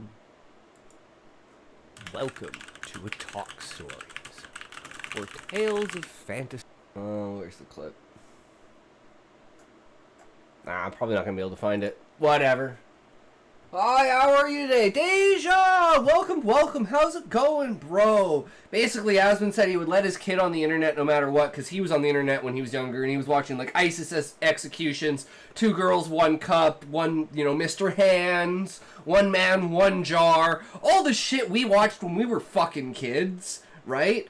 And... he's like, yeah, that's the fucking world, man. You wanna, like, as a parent, you should be teaching and preparing your kid for the real world, and that shit is the real world. So, be like, yep, fuck around, find out. That's what the world's like, man. You wanted to know? There it is. It's in your face, and now you fucking know. As long as the parent's there to, like, guide the kid through it, I don't think it's a problem. It's a problem when the parent's absent. Like I was telling that story about my nephew who's talking about, like, faces with blood all over them. And, like, killing each other and shit. And I'm like, dude, you're fucking 8. What are you talking about? And it was just so nonchalant. That was the weird thing about it. It was just out of nowhere and so nonchalant. That's what was scary about it. I think the only 2 girls, 1 cup arrived here.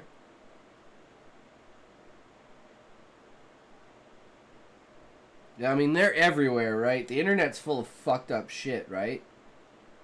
Killed me. It really killed me. And it's just when he finds something humorous or ironic or something, he says that 25 times. So that repetition of phrases and words throughout the book really helps us to get a sense of, like, who Holden Caulfield is. A second way to set your characters apart is vocabulary and education level. Let's look at Cormac McCarthy's The Blood Meridian. And if you remember that book, the Judge Holden speaks in a very elevated, sophisticated tone, and the kid speaks in a very casual tone. So the judge has lines like, whatever in creation religion exists without my knowledge, exists without my consent. And contrast that with the kids' dialogue, which is completely unrefined and uneducated and really casual. You ain't nothing. So just by the way that they speak, we get this vast difference in who these characters are. A third strategy to help differentiate your characters is use some regional focus on regional dialect.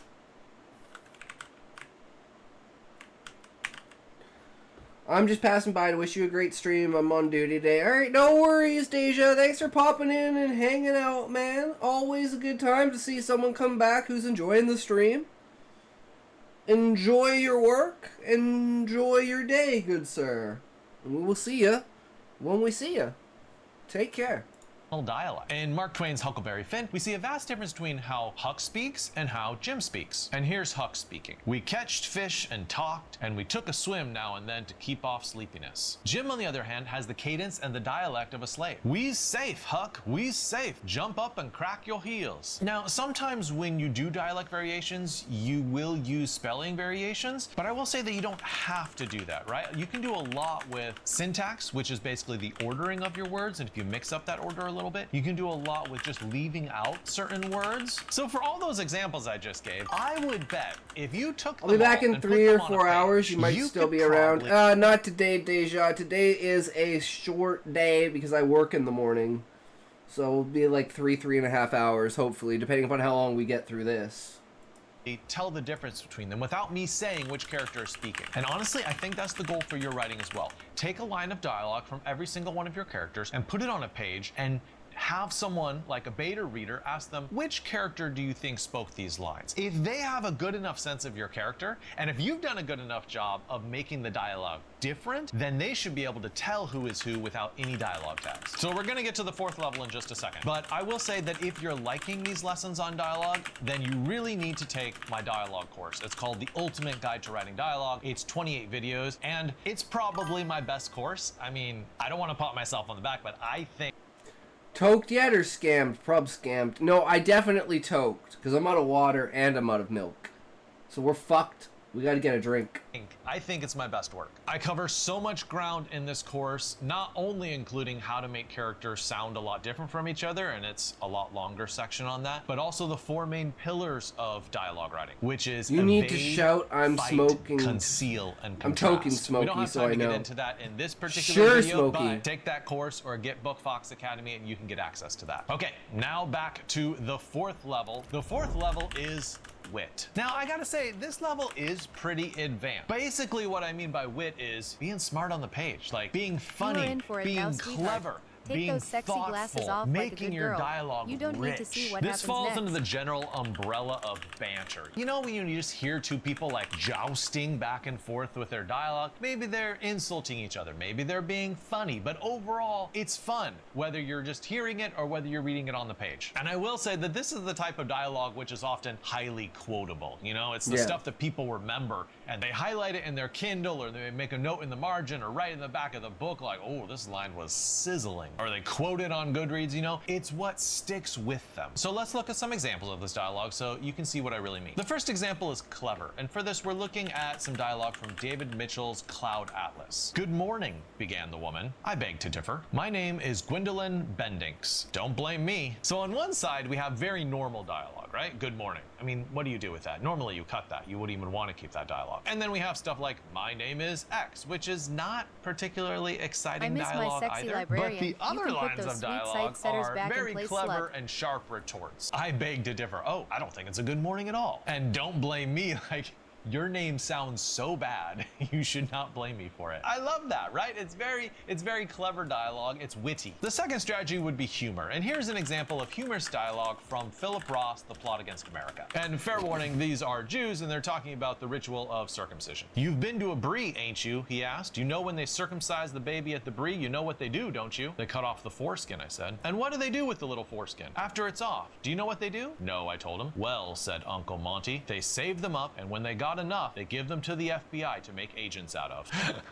If you are an FBI agent and watching this, I mean no offense. Philip Roth said it, not me. I like this humor because it's completely unexpected, and I think we all have an uncle like that says deeply inappropriate things. But for context in the novel, That's the FBI me. agents are like actively persecuting the Jews, so it does make sense. And lastly, let's look at a third strategy of insults. Agatha Christie wrote a bunch of books with her most famous I'm good at detective, insults. Hercule Poirot. And we're gonna look at something he said on I Murder practice on the myself Orient all the Express. time. There's a very rich Fucking man who's trying to retard. hire him to do some jobs, and he doesn't want to do it. So here's what he says in response. If you will forgive me for being personal, I do not like your face.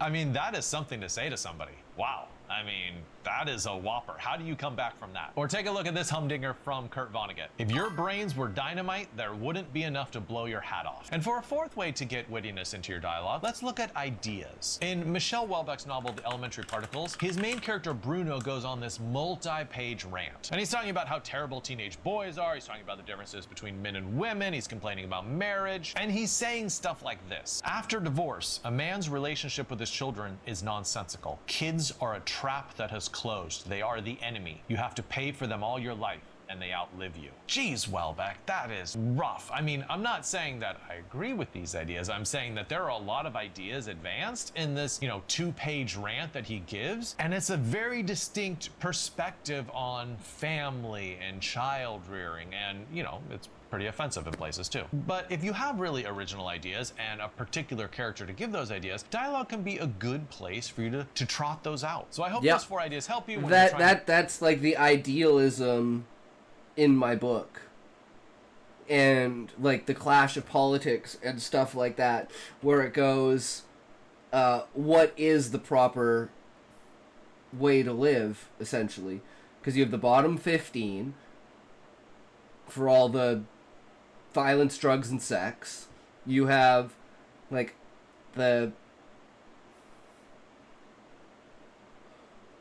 middle people doing, like, the menial jobs, but it's like, that's just to pass time, because there's really nothing else to do. And then you have, like, entertainment, which is, like, the plays, songs, and dances, poetry, and stuff like that, that is the core of the culture of the tree. Because there's nothing else really to do. And that's a critique on the stagnation of first world countries with, like, the internet and everything. Where it's like internet, or the entertainment basically rules our lives. And if we didn't have to work, we'd all just consume entertainment, because there wouldn't be anything else really to do. Whether that's, like content on the internet, movies, like, hanging out with friends. It's just, like, the general enjoyment of life as opposed to, like, working for your survival. Right? come up with ideas to make your dialogue a little wittier, a little smarter, a little more fun. And I would just say that to remember that all your dialogue is entertainment, right? You're trying to make the reader have fun with the things that your characters say. If you don't forget that, then your dialogue's gonna come out all right. The fifth level of dialogue writing. Level 5 is 3 types.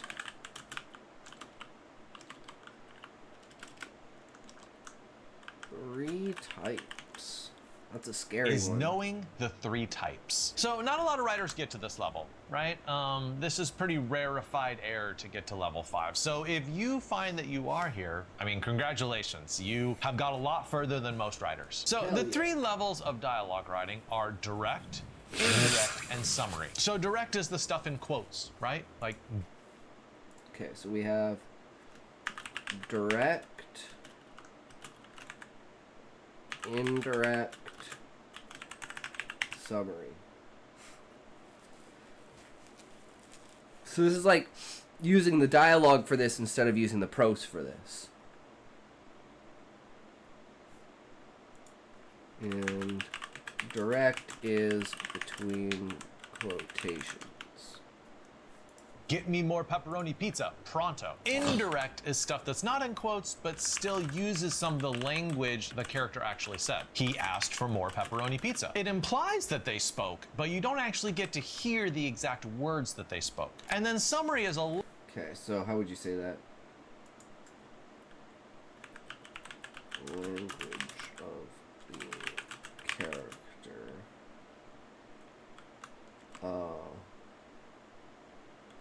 to perform the, let's say, perform the act instead of directly saying it.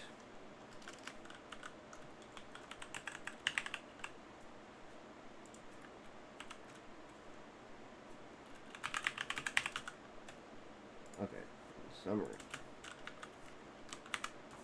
Lot more vague and stand backish. He kept talking all evening long, always asking for more food. So we don't know what food he's asking for, we don't get to hear anything that he's saying, but we get a general sense that over the course of several hours, like, he kept asking for more food. So most writers, like 99% of writers, only use direct dialogue. They think that's what dialogue is, right? They like, you put things in quotes and characters talk, right? I mean, that's it. Well, no. If you're even if you're not doing it in first person, you still should have an idea of what that character's essence is.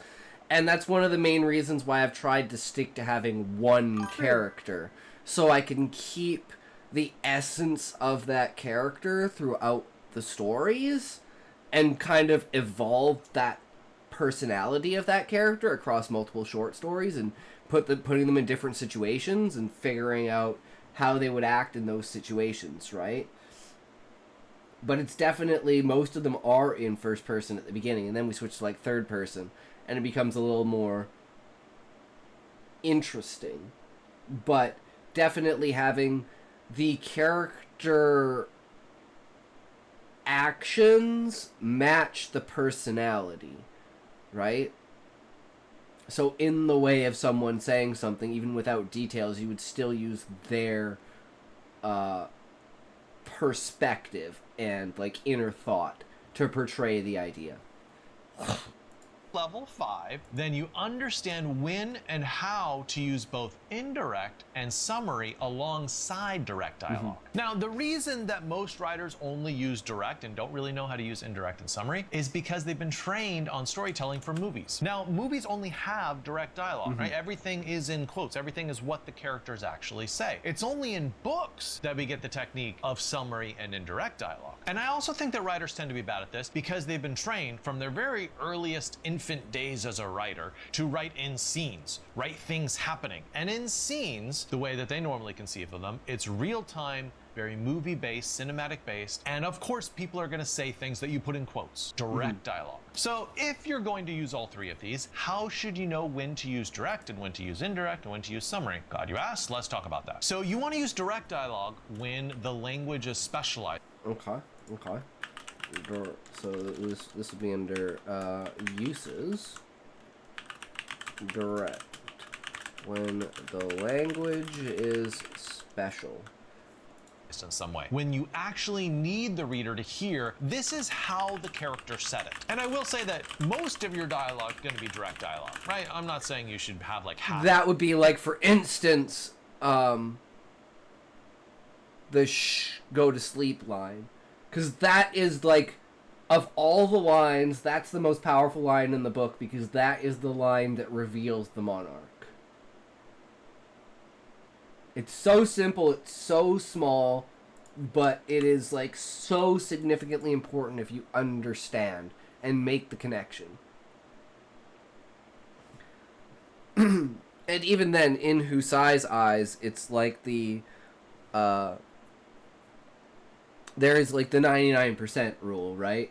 Where it's like nothing is ever 100%, and there is a chance that the wording that was used was just coincidence.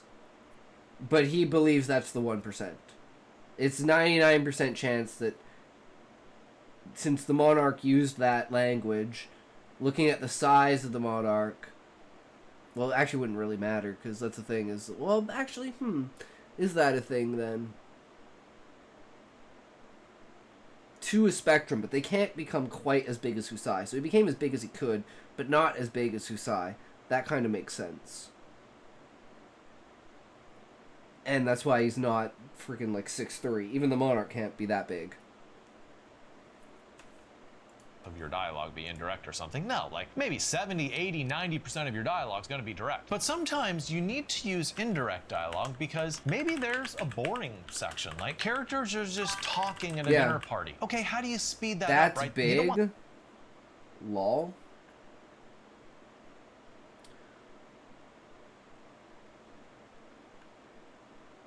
Who size 6'3", and the tallest recorded octopi ever was 5'10".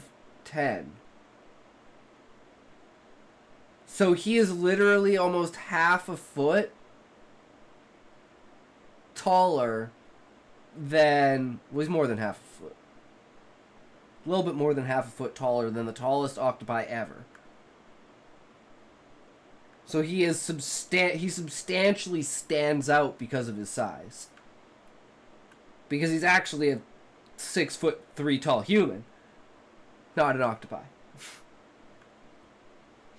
The pacing to slow down there, so you make it indirect. You just have them say like, oh, they said this, and then move on to when something really happens in the dialogue. Another technique that you can use when it's indirect is when you want it to be slightly unreliable, because you have one character basically saying like, oh, so-and-so said this. The question is, did they really say that? Or is that just the way that that other character interpreted it? And then lastly, summary is when you really need to speed up the pace. You know, there's a long section of time and you're like, they talked about X, Y, and Z. Just to give the reader a sense of like, okay, time happened. This is basically what they were talking about. But you don't need to know details. It would be boring. Now, ideally, you want to switch between all three of these as necessary. So I want to improve your switching ability. Let's look at an example from a short story by Amy Hempel. It's called In the Cemetery Where Al Johnson is Buried. And honestly, I'd really encourage you to read this short story. It has the saddest ending that I've ever read.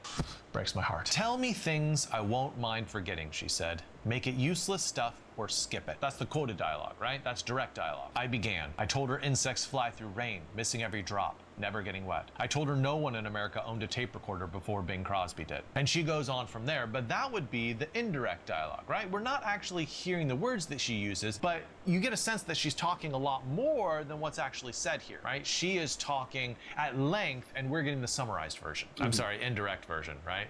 This is indirect because we do have a sense of the specifics of what she's saying. And I would challenge you in a particular scene of yours, try writing direct dialogue and then move to have another character say something maybe in indirect dialogue, then have a section of summarized dialogue and then move back to indirect and then move back to direct. If you can do that, you will not only be at level 5, but you will have a better sense of how to give pleasure to your reader by skipping the boring stuff, by accelerating through stuff that isn't necessary, and by highlighting the words that actually deserve to be direct dialogue. Okay, you've been waiting for this all video. It's time for level 6. Level 6 dialogue writing is subtext. Subtext is characters not saying what they think, and the reader to be able to tell that the character is thinking something differently than what they're actually saying, which creates this lovely friction between what the character is thinking and what the character is actually saying. Subtext is also things left unsaid, right? Talking around issues, talking elliptically or in code about issues. Subtext is hinting at things without saying it outright. And subtext is also creating gaps between what the character wants. I was just saying, a great subtext is what we do with like dick jokes and stuff like that generally in the stream. It's like you're not really saying it, but everyone knows. Did you toke yet? Toke for what, Smokey? What the fuck? I don't know. Do not drink water. Do not leave your seat. Do not move your feet. Do not stretch. Do not go to the bathroom. Damn Have it. another toke. I need more drink after this, bro. You're fucking with me, Smokey. It's not fair, man. I earn these sweets, motherfucker. You know what, Smokey?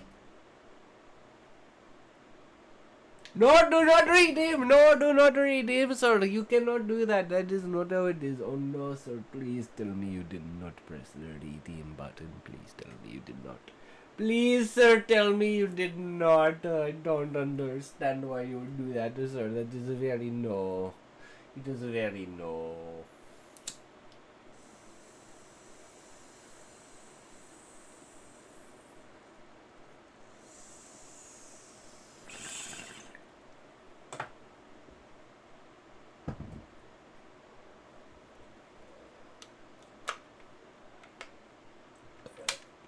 I will suck foot. Sure. Sure, Smokey.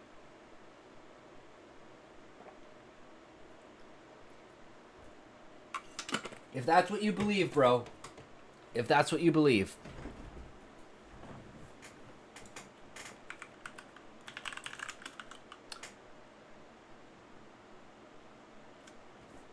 To say and what they actually do say. So you can tell that this is difficult, right? I mean, it's level 6 for a reason. Part of the reason that it's difficult is the possibility of misunderstanding, right? If you write subtext wrong, the reader's gonna feel confused. They're just not gonna get what's going on. That's a real danger. But I will say it's good to aim for good subtext in your dialogue writing because it is the way that actual speech works. When people talk to each other, they kind of rarely say what they're actually thinking. They're softening their speech all the time. So let's look at an example from Ernest Hemingway, Hills Like White Elephants. And if you haven't seen my Ernest Hemingway video, I would highly encourage you to go back and watch that one. It's a great video. So in Hills Like White Elephants, it's just a conversation. Smokey, I will pay my mods 10% of what I earn. How about that? Okay, let me just remove everyone as mods. Okay, I don't have any mods anymore. Okay, problem solved. Boom. Between a man and a woman, and they're sitting at a cafe and they're speaking in code about something, and at some point in the short story you realize they're talking about whether she should get an abortion. But here's the thing, the entire conversation, the entire short story, they never say baby, they never say pregnancy or pregnant, they never say abortion. Everything is subtext and you have to read between the lines to figure out what's actually going on. It is honestly a master class in subtext. I'd encourage you to, go and read it after you're done with this video. It'll take you 5 minutes and you'll really understand how Hemingway dances this delicate dance of like not saying it outright, but helping everyone to understand what's going on. Search for your stream, but not to that find. It would be much less powerful if he just came out right and said it like, hey, get an abortion, woman. Like, the story would lose all of its magic and... Guys, I know how to say that. Do we need to fall down some stairs? Guys, should we fall down some stairs? Or like,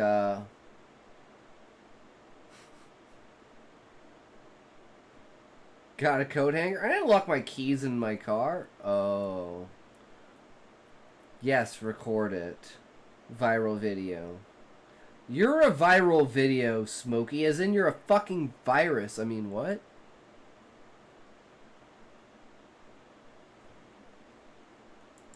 horror if he made it that outright. Like, the magic is in the subtext. Make sure you expose For another your example of forehead. subtext, let's look at The Godfather. One of the most famous lines in The Godfather is this one. I'm gonna make him an offer he can't refuse. On the surface, it's a business deal, right? I mean, one character wants a But on the other hand, he's says, gonna like, kill him we're if he gonna make him an refuses. offer that he's gonna take. The subtext is clearly violence, not... Alright, we're in an ad break. I'll be right back. I'm gonna go grab a drink.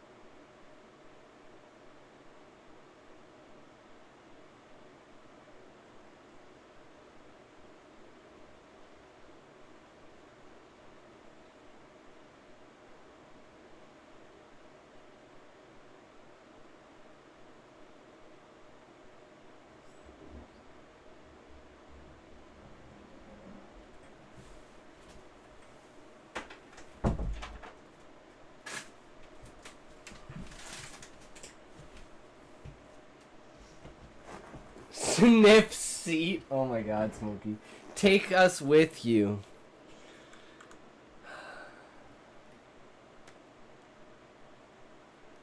Maybe one of these days, Smokey. Maybe one of these days.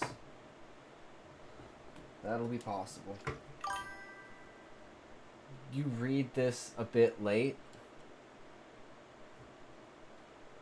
How can it be late? I literally just got back, Smokey.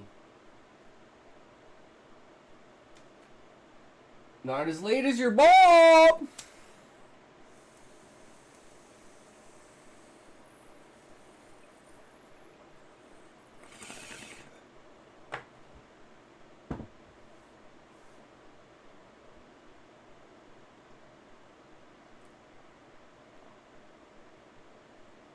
Do not drink water.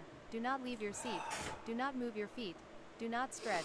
Do not go to the bathroom. Persuasion. For a third example, let's look at quick subtext in When Harry Met Sally. There's a part when Sally says, like, And I hate you, Harry.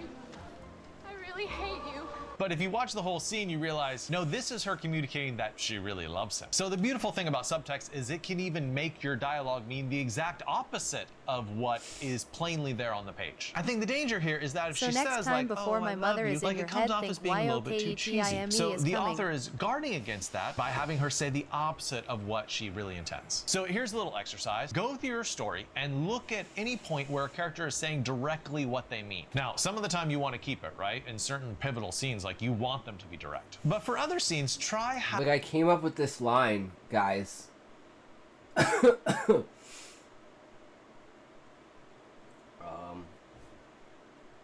wonder if I can find it. Hold on a sec here.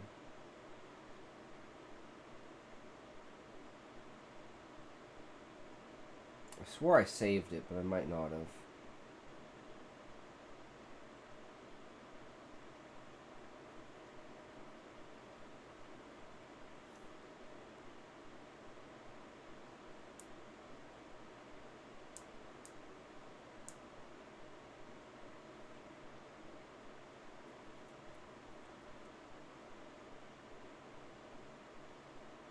Hold on, this is good shit. This is good shit. So, this is after Zaid's death when Varius is talking to Husai. And it's the last time Varius says anything to Husai before he goes off to make the play.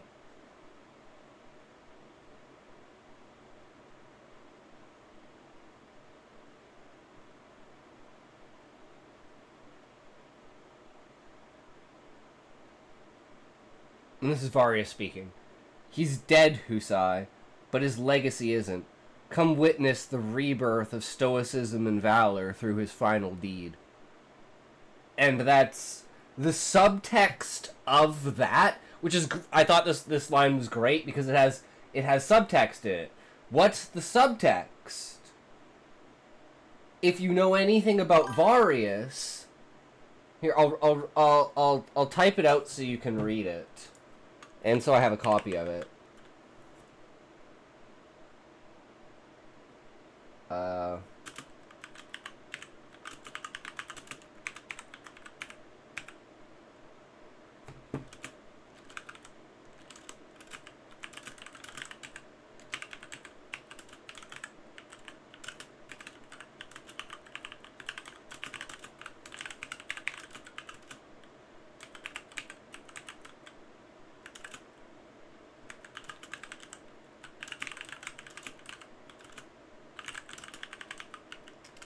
He's dead, Husai, but his legacy isn't.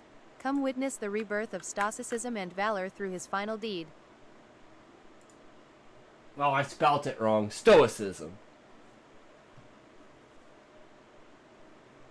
Just stick your finger in your eye, Sean, for me, please. Flamin' hot dill pickle Cheetos are the #1. My reason why you should have disposable gloves in the house. Also, they aren't exactly good, but not bad. True. So if you know anything about Varius, you know this line is referring to Varius making the play. And it's like, come witness is going to be like one of the things that Varius says. That's like his main line.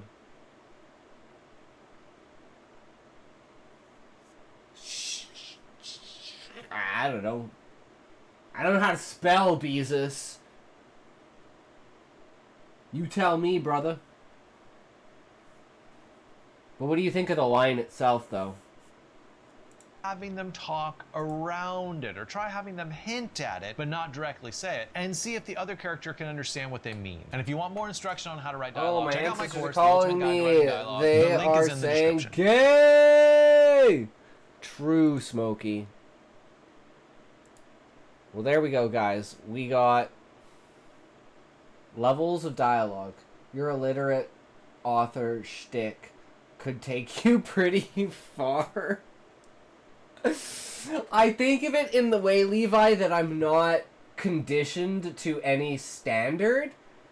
So the fact that I like to do experimental work and I go more with my heart than anything with the writing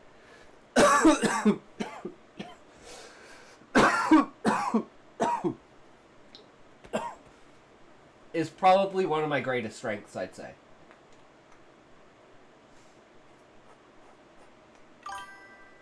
Actually the reason Invisible Dragon is a cornerstone of literature now. I do not know what Invisible Dragon is, Beezus. Never heard of that.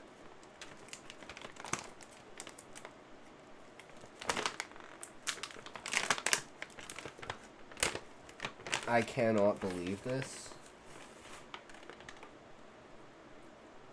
The hell is Invisible Dragon? It can't be as good as a Never-Ending Story.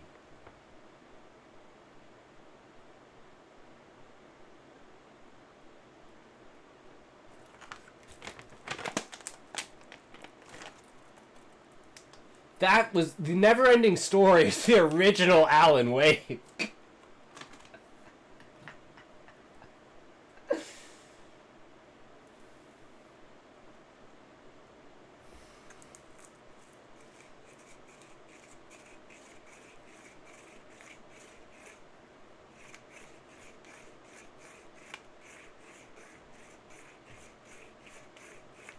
So seriously, Beezus, what's Invisible Dragon? Is it like a fantasy book? I have no idea what it is. Never heard of it. But anyways, guys, that is dialogue. Here is the link. It's honestly one of the most popular stories from 2002. It set the tone for both manhwa and manhwa that came after it. Okay.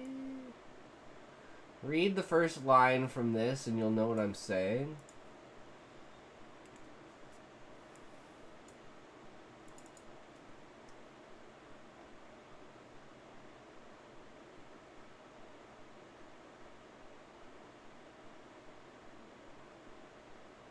Urion has finally decided to write.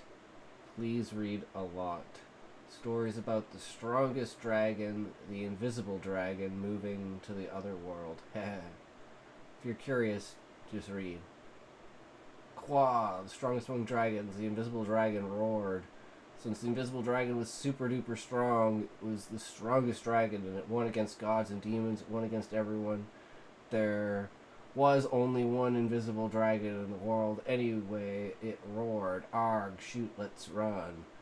The Balrogs ran away. The invisible dragon was awesome. That was why the Balrogs ran away. Continue.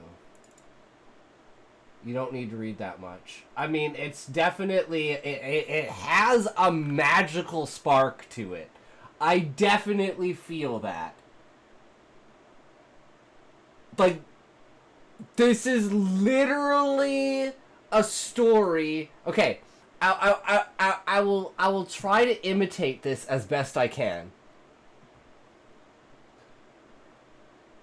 Uncle, they're over there, on the other side of the wall. The invisible ones. There's like 6 of them. No, there's like there's like 18. No, there's like 24. There's like super. Oh my! There's 30. There's 84 of them. There's 122. Damn, you can count that high? I can count to 487 at least. That's probably how many there are. We gotta go over there and we gotta fight them. But I know that you're strong because you're bigger than me. So we'll go fight the invisible ones and it'll be okay. Alright, that one's a T-Rex. You take that one first. And that is literally a conversation with my 8-year-old nephew. Speaking of stuff that's bad but actually somehow good, I still need to read Tales Gets Trolled. Don't know what that is either, but I'm gonna bookmark this because this sounds good. But yeah, that literally, like, not like that's a good thing, right? It's what do you call it?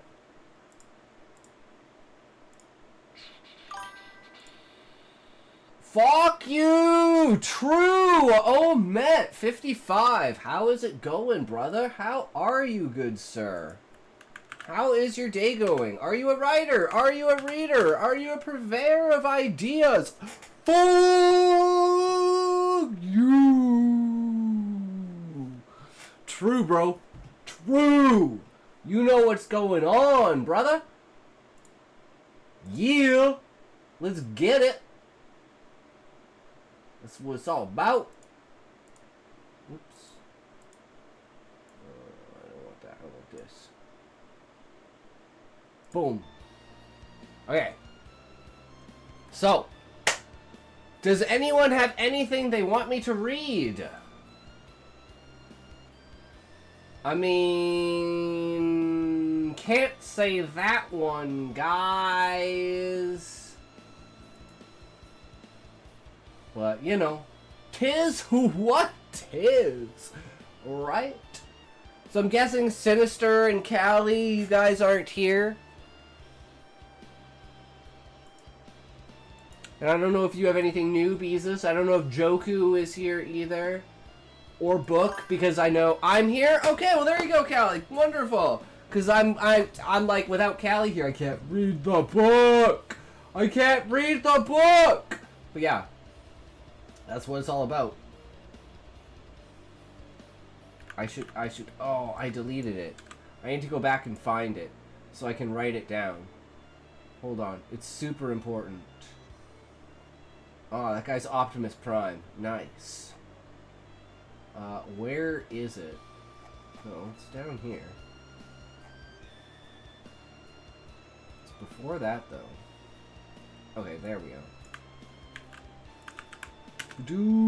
There, it's in the Discord now.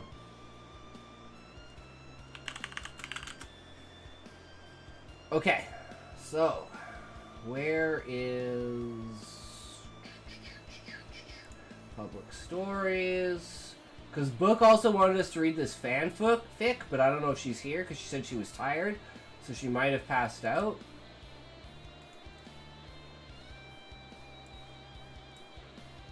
Okay. So, we want to go to chapter 7, which is on the end of chapter 6.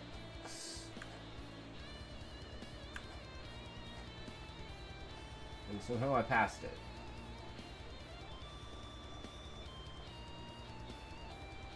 There it is.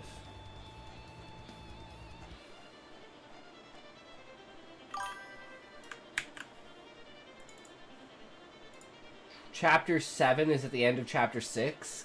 It's because Beezus, it goes chapter 1, 2, 3, 4, 5, 6, 8.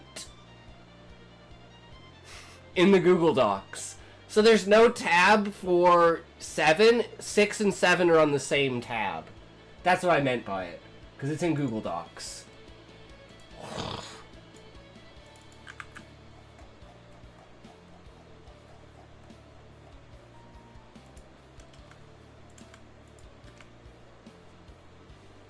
Alright.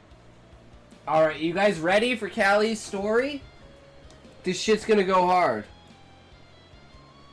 I'm super excited for this.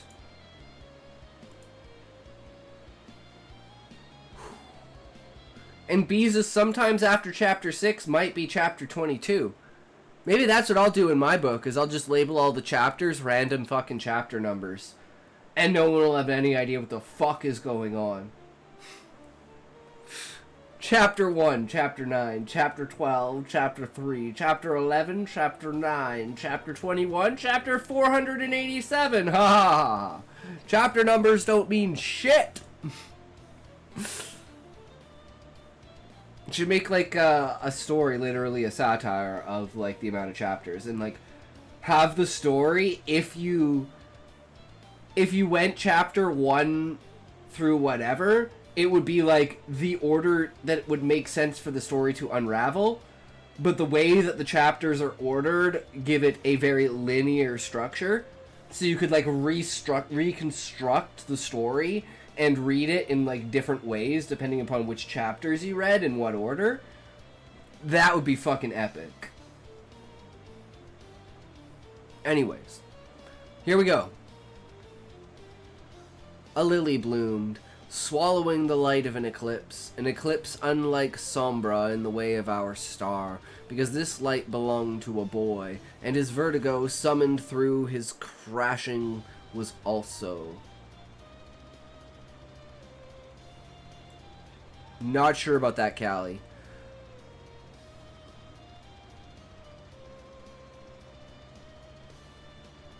Vespa made a way for her out from Amarine's temporary tomb. She crawled out with... you can make it a satire about the main character being weak and having to go through the time skip, but instead skip a massive amount of chapters later with them defeating the villain, making references to how they did it in the time skip that you didn't include. Beezus, that is fucking amazing. I love that idea. I absolutely love that.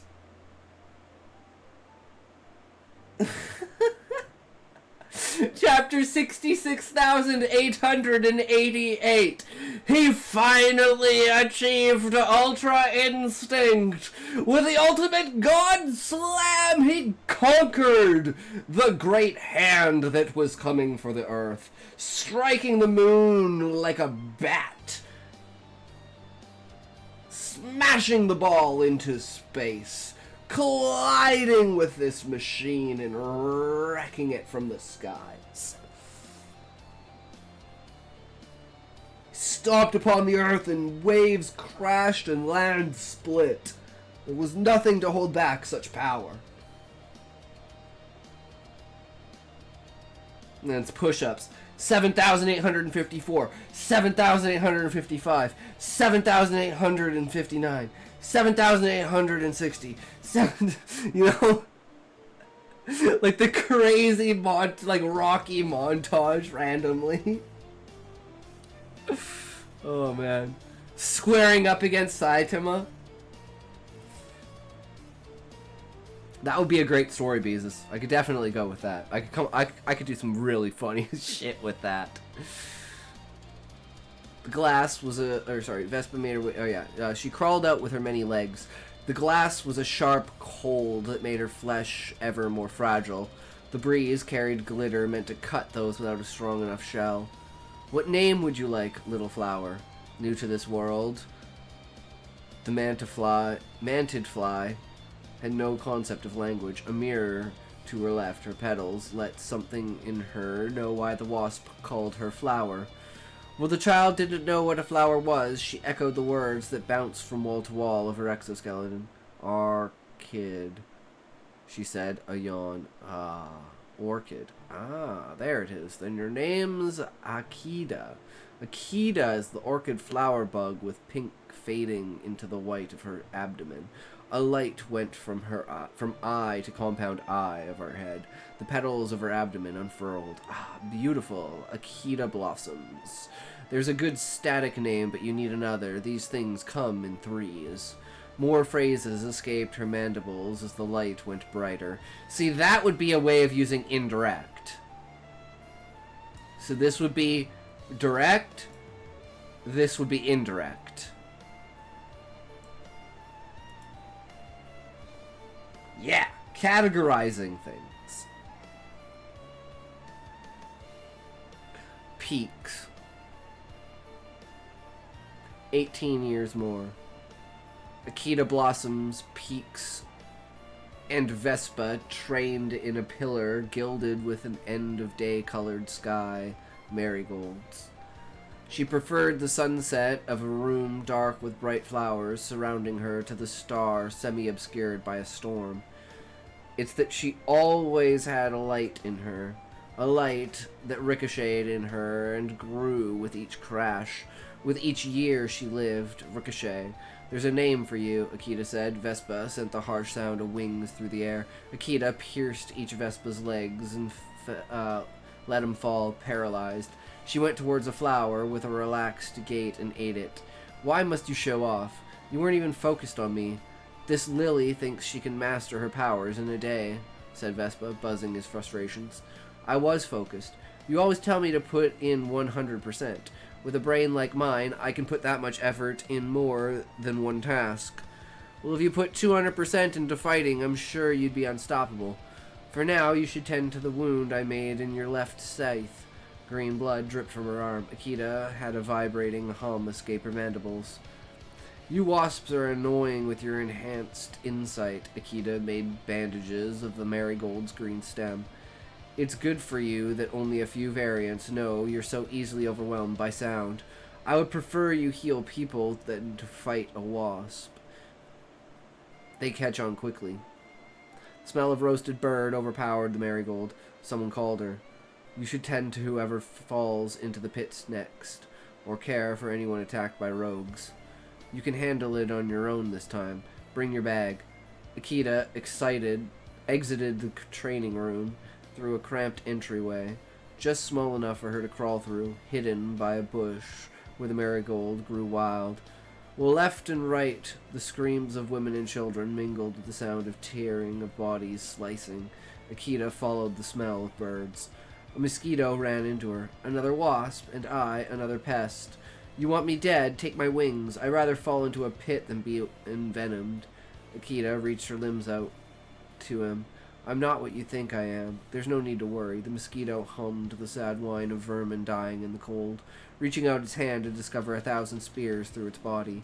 Trapped in a cage of needles intersecting him, Akita backed off from the skewered mosquito, flew away as fast as she could. Her light crashed harder against the insides of her eyes, towards that scent of charred bird. My brother's kicking down the walls. I can't stop for anyone. Glass slivers carried in the breeze made an attempt through her shell. In her years growing, her skeleton grew hard enough to dismiss the cut. She still grieved for those without the sheath and stinger for fighting the killer storm. Wings tore off the backs of mosquitoes, though before their screams could reach her, Tangier took his hand and covered her ear. The breeze, gentle upon her face, took no shards to her face to slice it. Light in her eyes, though, slammed where the wind might where the wind met her shell, and offended. Tangier threw her towards the ground with a strong breeze.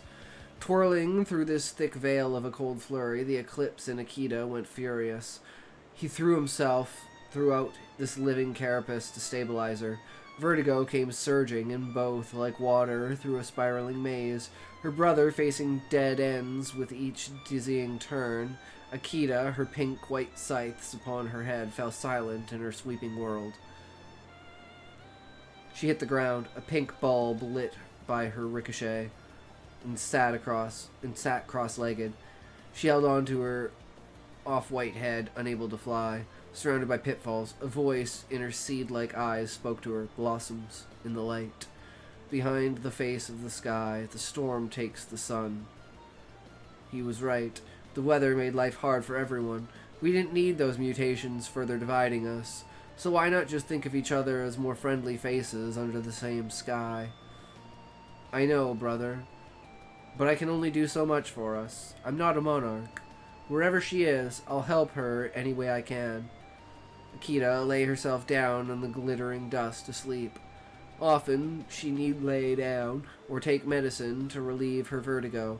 Unfortunately, she ran out of tea and the spinning kept her awake. A grumble from between her grinding mandibles and she got up. Where would she go from here? To wait would risk ambush from the anarchists. If she walked, she might fall. She sat, let the light in her calm and listen as the storm spoke to her. I don't know what's happening here, but it's cool.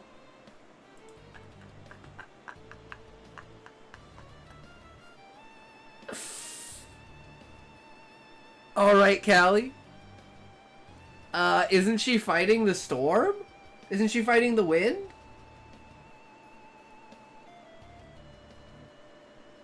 And she said, well, if you're not gonna let me fly, then I'm just gonna chill.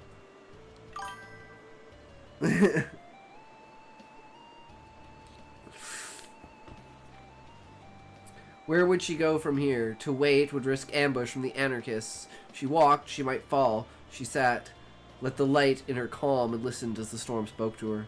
Make human lids of the glitter glass. It is the dream that blinds you. In the dust below her was a reflection of the queen.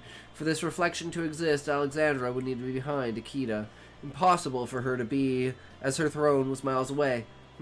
Alexandra. Strong gust of wind blew the dust into her eyes, covering them. Everything straight black ricochet whirled in her to strengthen vertigo. She could not see but feel around her with light that crashed inside. The light, a hand even to a blind girl who had almost no use of it. A hand that felt for pitfalls to keep her from falling as she walked. Forward in a zigzag. That hand was Ricochet's. Not sure where I'm walking, said Akita. But I trust you, Ricochet. Akita twirled. The front and hind legs of her body went from extended to bent to bright pink dance. The flower that swayed in the storm. Blossoms. Stands with me. She sways with me as I crash. Flowers in the wind. Ricochet reached with his light.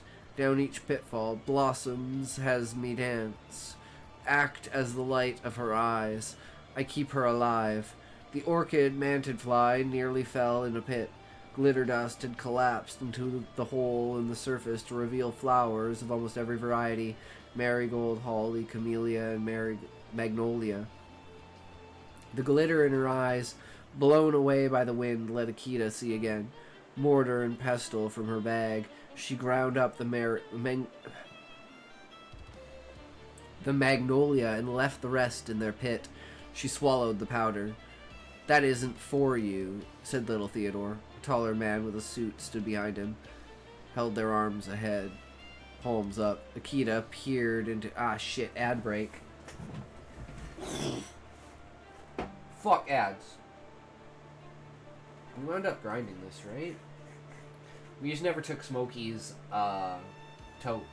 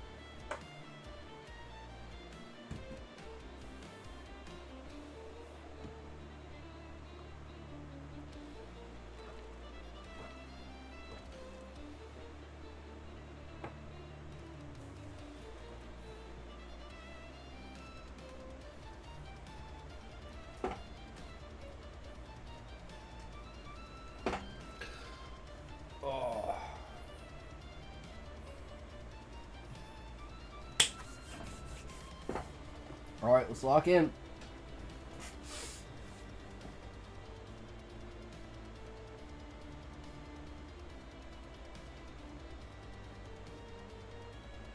Okay, we're back.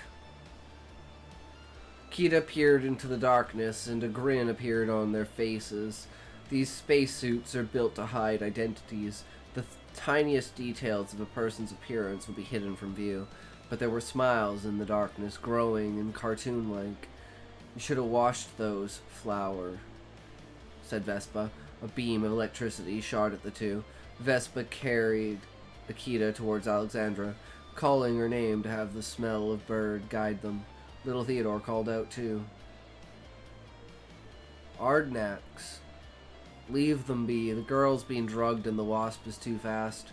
Around her, smiles with lips green and teeth jagged mocked her without quitting to breathe. Cartoon as they were, it must be these cackling nightmares had their lips ripped from their faces. In their liveliness was delight they had found such a delicious specimen, but she had to believe they were human enough not to make a meal of her, so she gave them lungs. These had to have lungs to her for them to laugh with such gusto. Throats that led to nothing, so without stomachs they would not hunger for her. That was the extent of the humanity she was willing to grant these smiles, throat, lung, and heart. Teeth leapt forward from their smiles first, then top after bottom lip. At its height was the fear they'd consume her. While they had no ability to open their mouths, how they left darkness behind them as they crept was an indication they could eat light. Ricochet kept hers safe, but could he do the same from this? Blossoms? Akita waited for the next haiku from her favorite little bug, but he kept silent, a pricking at her face. Blossoms? Ah, your smile won't eat him, will it, Vespa? I'm a wasp, I don't smile, but there is a smile in the way you buzz. Now I know you like that I'm awake. Vespa flew down towards the small bubble, but not without having both himself and Akita ingest tea of holly and pink camellia. Holly for the cold, pink camellia for radiation. Let's get that drug out of you, girl. Smiles mock you. They say more magnolia won't work right now if that's what you're trying. No, milk thistle as a detox and chamomile for the stress these hallucinations are inducing. It's all I have, so we'll have to make do. She reached out her sides to grab the flower, but refused at the last second. I hate it when you make me take milk thistle. There's really no worse side effect. Better to have Smiles eat up your Ricochet. How do you know about him? I had some milk thistle myself earlier. It allowed me some insight into your situation. You should have some and see what it shows you. The flowers might let you know what to do after speaking with Vayu. Vespa destroyed the bubble they stood on. Where the bubble landed was a pit which broke the sphere at its base and revealed petals of gold, green leaves, and hyacinth bouquets. The two sat where the bubble refused to fragment, and Vespa, waiting for Akita to eat the milk thistle, took some precarious water to wash the magnolia he found. Water is impossible to find. Petals can be warmed up, then squeezed to extract water. How do you think we make our tea? I never found water this pure before, though. I guess we need more water than flowers to make drinks. He took another sip of holly. Shouldn't holly only be taken once every few hours? Purple powder was mixed with green holly. You're taking it with hyacinth to make the holly more potent. Hyacinth is supposed to be for the monarch or the queen. Vespa clicked his mandibles together. Actual laughter. I have enough of that with the smiles. She finally ate her milk thistle with some hesitation. I don't mind that I further incriminate myself as soon as the traitor has nothing to lose, Vespa responded. You, a traitor. I took you in. You're about to save the person you love. The queen won't like having one of her soldiers taken from her. Akita had thought people other than herself would be hurt after this endeavor.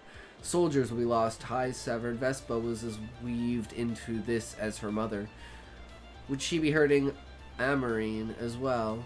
The mother was every bit a soldier as he, and Vespa was as much a guardian as her. She was strong in his heart, not easily broken. War could not break family apart, though blood be liquid and easy to separate. What Vespa and Akita had was not blood. They grew strong because of time, and in their time together they had grown a tree that bore seeds to grow back should anyone manage to cut it down. For a moment she forgot why she had to risk her life for family, only to ruin Vespa's. Then there was that light again, that vertigo that had her sway. Have the magnolia. Should help, said Vespa. Akita refused the flower. What if she explored vertigo instead of trying to relieve it? Vertigo made the variants dance, a symptom granted to variants exposed to her light. With it, they could sense what went through the air to dodge it and multiply their strength with the dizzying energy they gathered as they moved.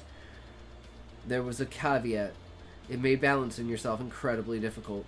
Rooms spun, bodies swung from left to right, and often made falling asleep a nightmare. What channel? You're a channel. Are you a channel? Do you channel channels? Are you a channel of channeling that channels channels while it channels? Because we could channel with channels when we channel with channeling, but I don't know about channeling with channeling while we're channeling for channeling. You know? Like, I mean, we were watching Stranger Things yesterday, but I don't need a demon in my room, right? I mean, there's been worse, but still, we don't need that.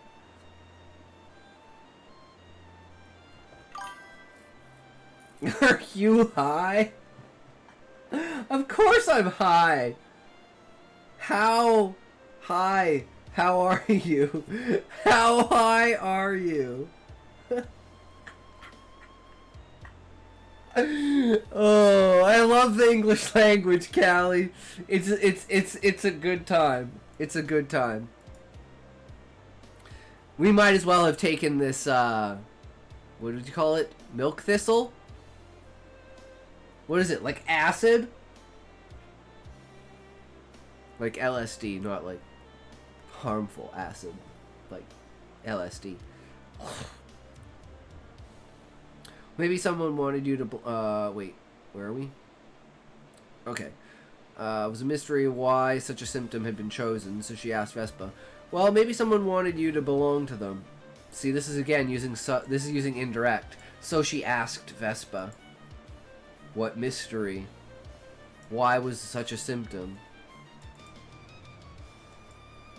Well, maybe someone wanted you to belong to them. Maybe vertigo is a symptom that keeps you moving only to keep you bonded. You are the chained down ballerina, spotlight upon you to have you dance with weights on each leg, each one a different size to keep you off balance. Something should be able to free us, not just flowers. It's not something, but someone. Someone who can make the weights seem weightless. A partner. And perhaps not a lover, but someone who can teach us to move with grace. Has Vesa ever wondered what he had become to Akita, the guardian, the friend, and the partner?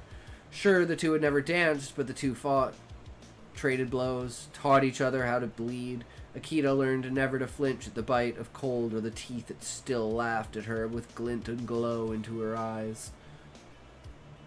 With a slash and mocking lips, a new vision came. A dragon praying to a meteor. The milk thistle had begun its work. Let your storm your dreams say someone is watching. Sombra, whoever you are, in whatever form your storm takes, it be fire, flood, thunder, or quake, let the winds blow strong. May you see through it all. The dragon peered into the reflective faces of a glass meteor. Visions cascaded upon visions. The dragon placed his back, curved claws on the faces of it. I'm not done with you yet. If you ever find yourself without a home, find the white building covered in glitter dust. It's the Queen's Binomica Labs. Binomica Labs.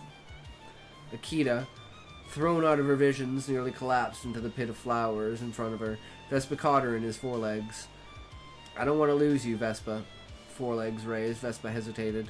I'm afraid that's not your decision. Finally, he and Akita faint with a whack on the head.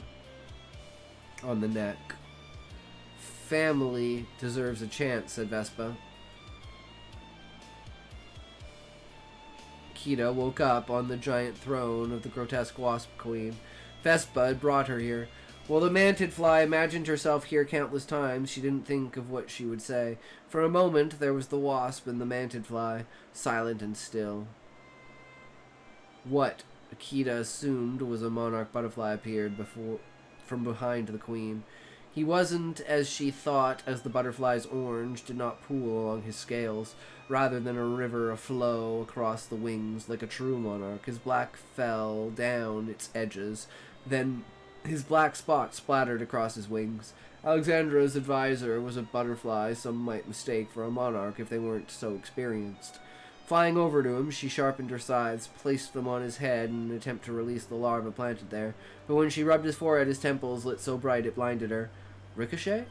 Her brother stopped her from removing the larva. You don't want to do that, Carino. Your father dies the moment I decide it's his end. Akita breathed harder. Her heartbeat quickened. Her wings fluttered faster as if to take off. She grabbed her father in her thighs to hug him. I wish we could meet under better circumstances. This was as good a circumstance to meet as any, Betty. I can feel your brother is glad we found each other.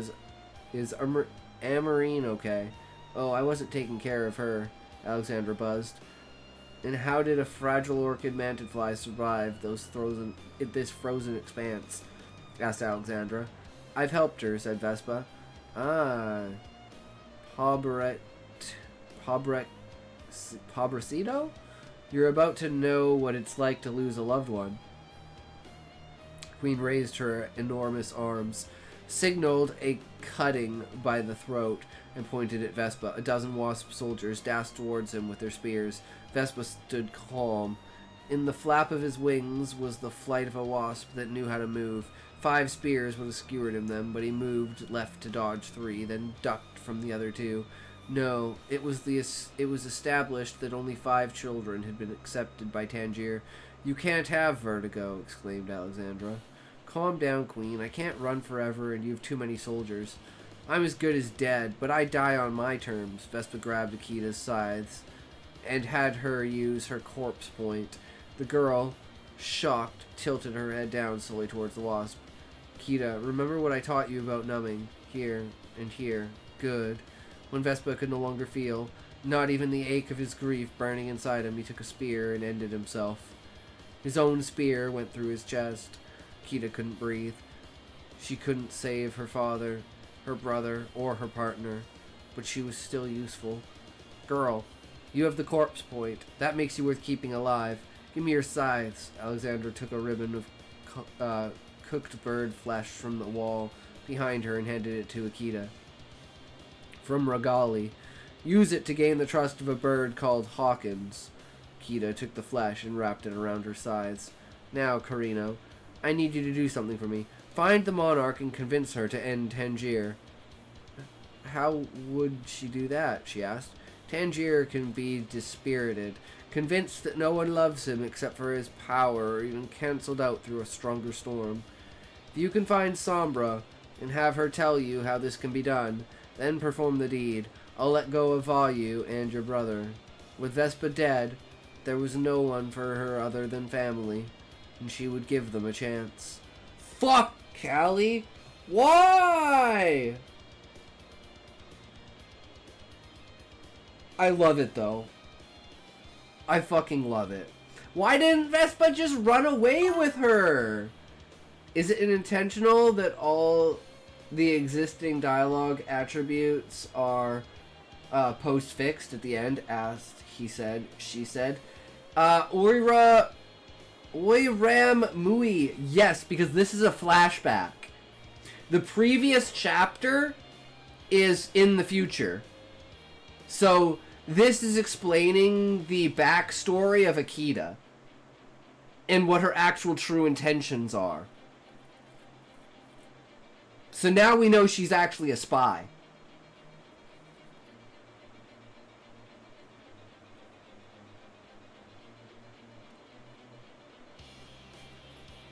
But that would be my guess. I don't know. I'm not the one who wrote it. Callie did. So Callie would have to ask that. But welcome, welcome. How are you? Are you a reader? Are you a writer? Are you a purveyor of ideas? She's a spy. Yeah.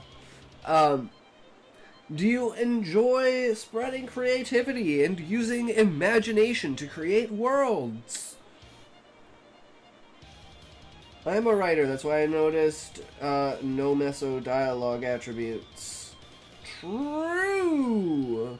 Because today, as you could tell, we were working on levels of dialogue. That's why I was pointing out indirect dialogue and summary during it. Man, I've just been non-stop trying to figure out newsletters all day. Damn, Beezus, that's brutal. Doing marketing fucking sucks, bro. Beezus, do you want me to read your story as well, good sir? Akita took Regali's corpse and wrapped it around her sides so she could manipulate Hawkins. Okay, that makes sense. Damn, Callie, you're like the story's so intricate, so crazy, so amazing, and I love it. Yeah, I totally have the time, dude. I always have the time for you, Beezus.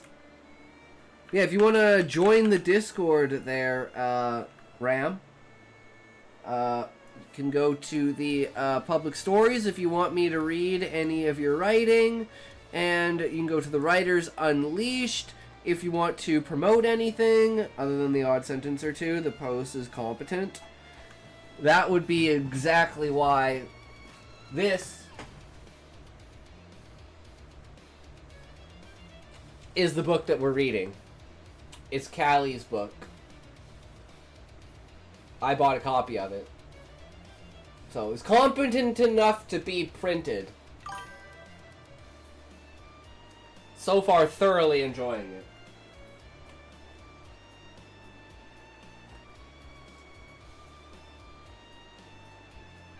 I just love the fucking cover. Such a great cover.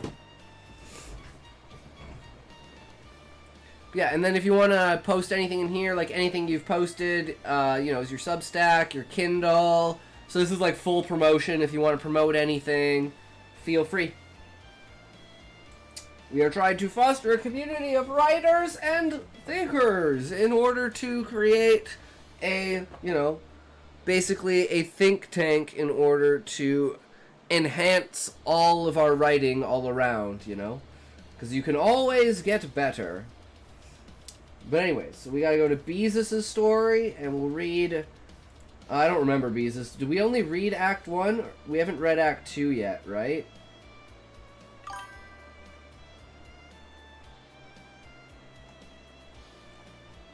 Well, let me react to this. This is it.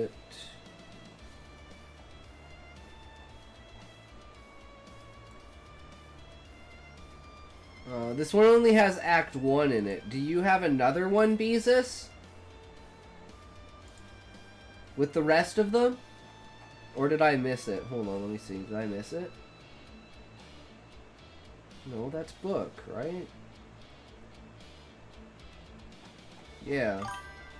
You can just grab them off Royal... Oh, that's right! I forgot. We were doing them on Royal Road. I'm dumb. That's where it was. I knew we got them from somewhere, but I'm retarded. Read later. No. Wait, yeah, that's yours. Right? Roy 2! Continue reading. Okay, so we're on chapter 3 now.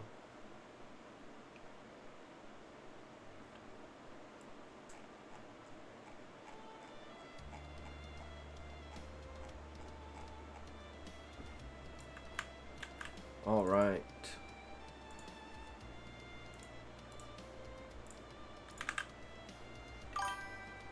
Probably one of my worst acts, honestly. That's all good, Beezus. Let's see what it's all about.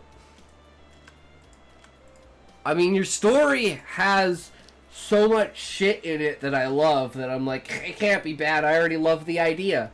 The idea, you've already sold me on the idea of it. So all that needs to happen is just do it. Alex and John pressed forward deeper into an endless sea of yellow and mold. The soft squelch of the wet carpet underfoot was drowned out by the monotonous drone of the fluorescent lights. Alex looked up, seeing John's now determined expression with concern. He hadn't spoken to him in the past few hours, besides telling him to pick up the pace. John, hey... Alex. Hey, John. Jesus, I'm retarded. Alex raised his voice to make sure he could be heard above the lights this time, but John still showed no signs of hearing him. Fully focused on maintaining an alert posture, only shifting periodically to peer into every corridor they passed. Alex. This place is massive. We've been walking for hours without John cutting him off. Stop walking, Alex. I'm trying to come up with a plan. Stop talking, Alex. I'm trying to come up with a plan. Alex's mouth snapped shut. John rarely lost his temper, but even in the moments he did, he was usually followed up with a begrudging apology. But not this time. There was only silence and an ever-widening gap. filled with a sticky yellow hue. Alex remained silent, watching John's confidence falter with each identical corridor he came across. But Alex had finally had enough. Alex, what plan? You mean when you decide to walk down hallways at random? Are you sure you're not just trying to convince yourself you're in control of this situation somehow?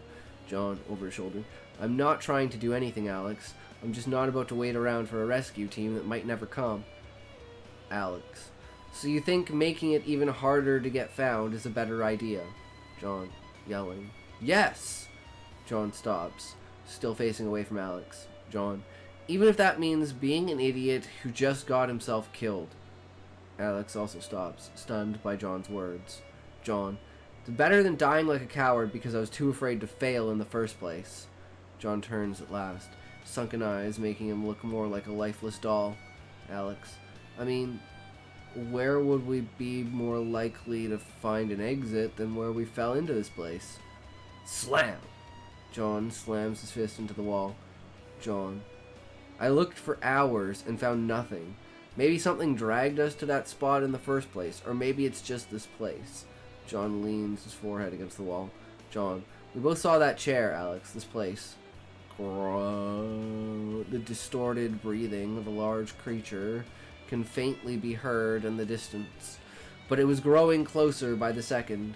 There was weight behind each of the creature's steps. Its claws dug into the carpet, tearing it to shreds. Each step sounded like a giant ripping a needle out of a pincushion. Without warning, John grabs Alex's hand and drags him in the opposite direction of the creature. First thing Alex realizes that he can finally hear his footsteps.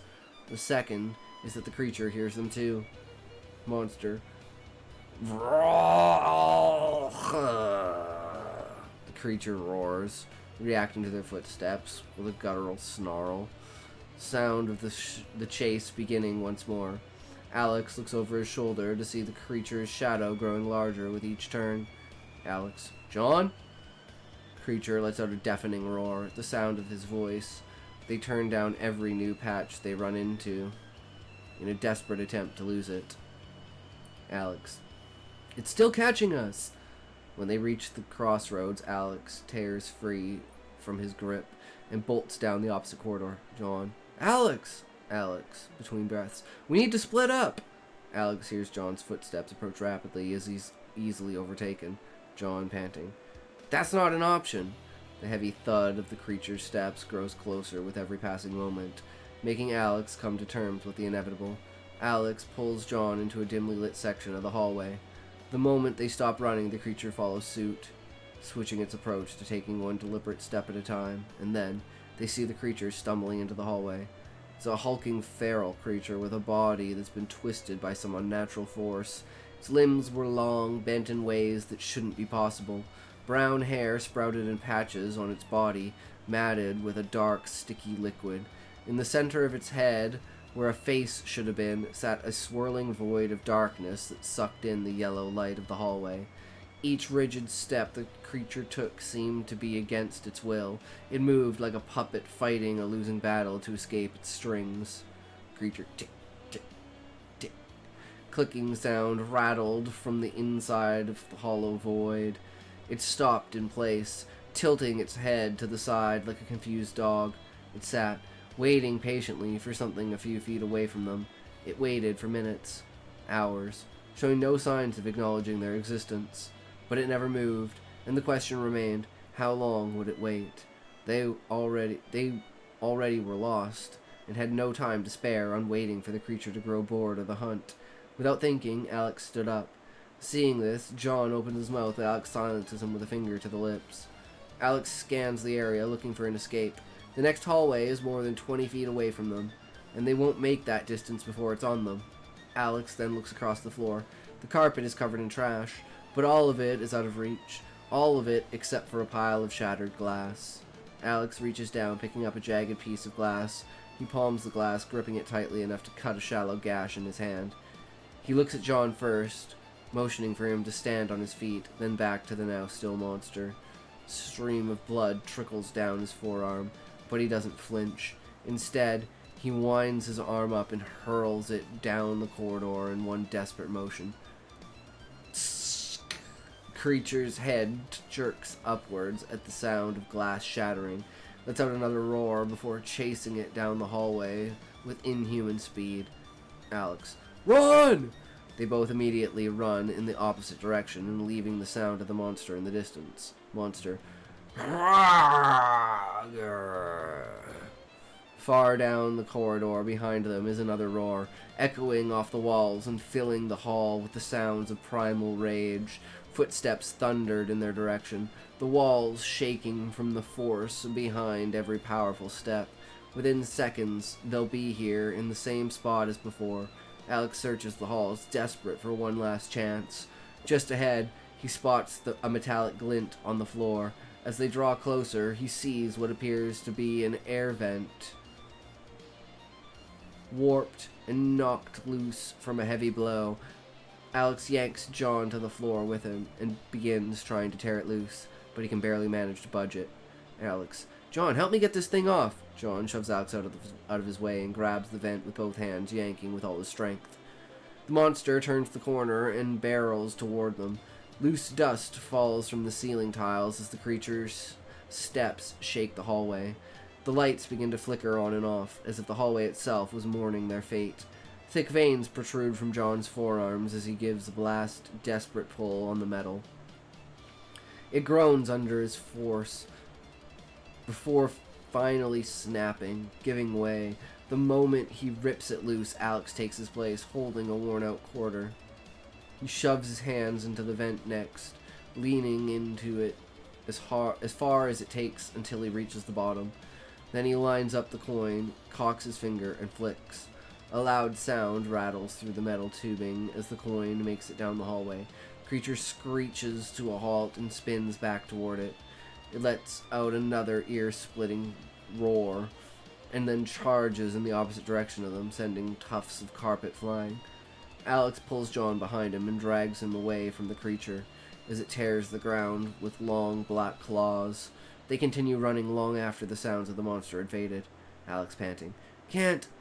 Alex falls to his knees, willpower and adrenaline no longer enough to fuel his next step. John slides his back down the wall, sitting across the hall from him. John, take a break if you need to, because if we're not safe at this point, we were never going to be anyway. Alex nods, taking one ragged breath at a time. John, I'm not sure which part is stupider. Ads! We're in an ad break, guys, so we'll just chill for now. Oh, boy! Oh, I love it, Beezus. I love it, bro. It's like, I have no idea what's going on, but I absolutely fucking love it. And the way you've called it him and inferred that it's like a person, but it's like all fucked up, I absolutely love that, Beezus.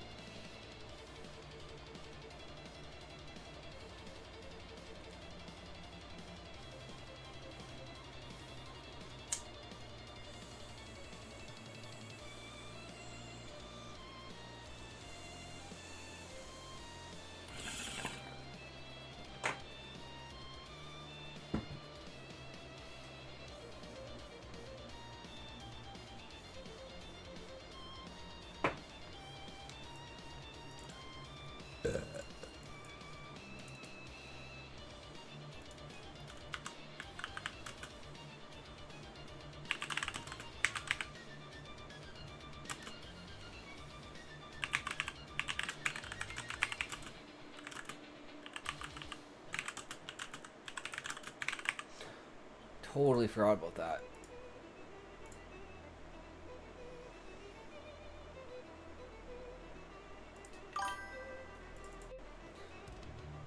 My post was terrible about a month ago, so I've been non-stop working on it, but now instead of doing too little, I'm making a description that lasts about 1,000 words for everything they say.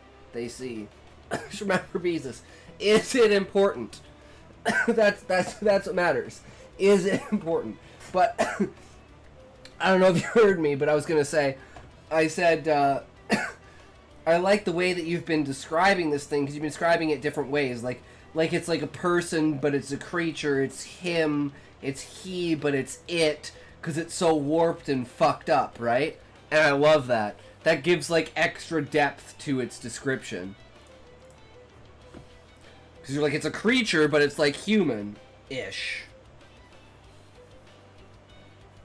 Or could have been, maybe once. John, I'm not sure which part is stupider, honestly. Your plan, or how dumb that creature had to be for it to work. Alex, laughing weakly. You know, that's probably the worst thank you I've ever received. See, this is great subtext. John, I'm sorry, Alex. I shouldn't have. Alex, stop. Only one of us can afford to be pathetic at a time. Alex takes one last breath in before pushing himself to his feet. Alex, and it's my turn right now. John rolls his eyes. John, all right. But make sure you let me know when your turn is over. John stands to his feet, wiping a hand off on his pants. Alex, wait.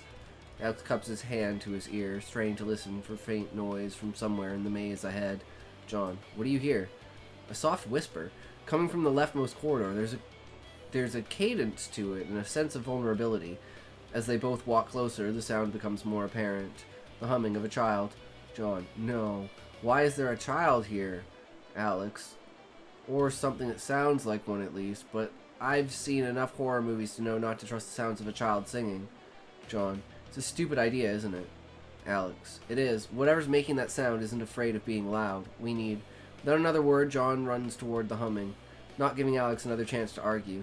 Alex curses under his breath towards both John and the situation itself as he slowly runs in John's direction. Young girl's voice, terrified. Stay away! I don't have any supplies left! Alex rounds the corner to the sight of John standing a few feet away from a trembling young girl. There's a poorly made camp behind her. Ash covers the ground around a small square cut out inside the carpet. John. I'm not here to do anything. John takes a step forward, causing the girl to tremble. She fumbles around her waist, looking for something. Young girl, terrified. Why can't you people just leave me alone? She pulls out a small rusty dagger and points it towards John. He stops in his tracks, raising his hands above his head. John, gently. I don't know what you mean by you people. What do you mean? What do you mean, you people? What do you mean, you people? She says nothing in response, continuing to hold the dagger out in front of her with both hands wrapped tightly around the hilt. John. But we're only here because we're lost. We don't, young girl. Stop trying to trick me! She shoves her knife toward John. Young girl. You're a liar! She takes another step back, trying to drive John further out of her camp. Young girl. Just like everyone else down here. Her eyes widen when she sees Alex standing behind John. She lets out a choked sob, swinging her knife wildly in a wild arc. John watches the girl's frantic motions, his eyes trained on the knife. Then, with his hands still raised, takes one deliberate step forward into her range. John. My name's John, and the weird-looking one behind me is Alex. Young girl. Don't come any closer. She takes another swing at him as John advances another step. John. I have to. He doesn't even flinch as the blade passes within an inch of his face. He locks eyes with her, waiting until she's ready to strike again. Before taking another step, she takes another step away from him. Young girl. You better not take another step, John, because you're not pointing that knife at me, you're hiding behind it. Alex takes a step forward. Alex. John! Her arms shake violently as she takes another clumsy swing at John before he steps within her range. But this time, he steps closer, into the line of her wild swing. Alex flinches, expecting to see the blade land this time, but instead, the girl pulls back at the last second, swinging far wide of John. She looks down at her hand afterwards, even more startled than Alex is. John. And you need someone willing to take that step toward you and help you realize the difference before the wrong person finds your hiding spot. Her arms freeze midair as she stares at John in complete silence. Eventually, she lets the knife drop from her hand. John smiles, kneeling down to set a hand on top of her head. She flinches at his touch, but doesn't move away, her chest rising and falling rapidly from the aftershock of fear that's not quite ready to let her go. John. What's your name, sweetheart? Young girl. Lily. Alex takes a step forward, but stops, seeing the panic in her eyes. Alex. It's pretty impressive for someone your age to put together such a sweet setup. How long have you been in this place for? How long have you been in this place before?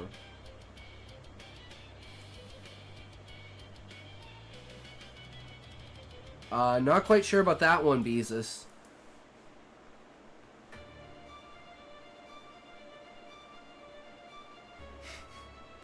That's a pretty awkward sentence. I don't know why the before is there. Lily nervously glances at her battered camp filled with blankets. Cracked in. Crazily enough, I went over this act 100 times and there's still grammar mistakes. Oh, man.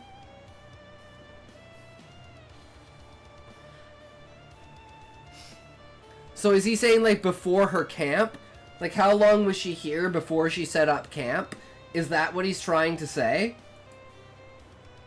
So is there supposed to be, like, a comma there? Oh, it's just supposed to say 4?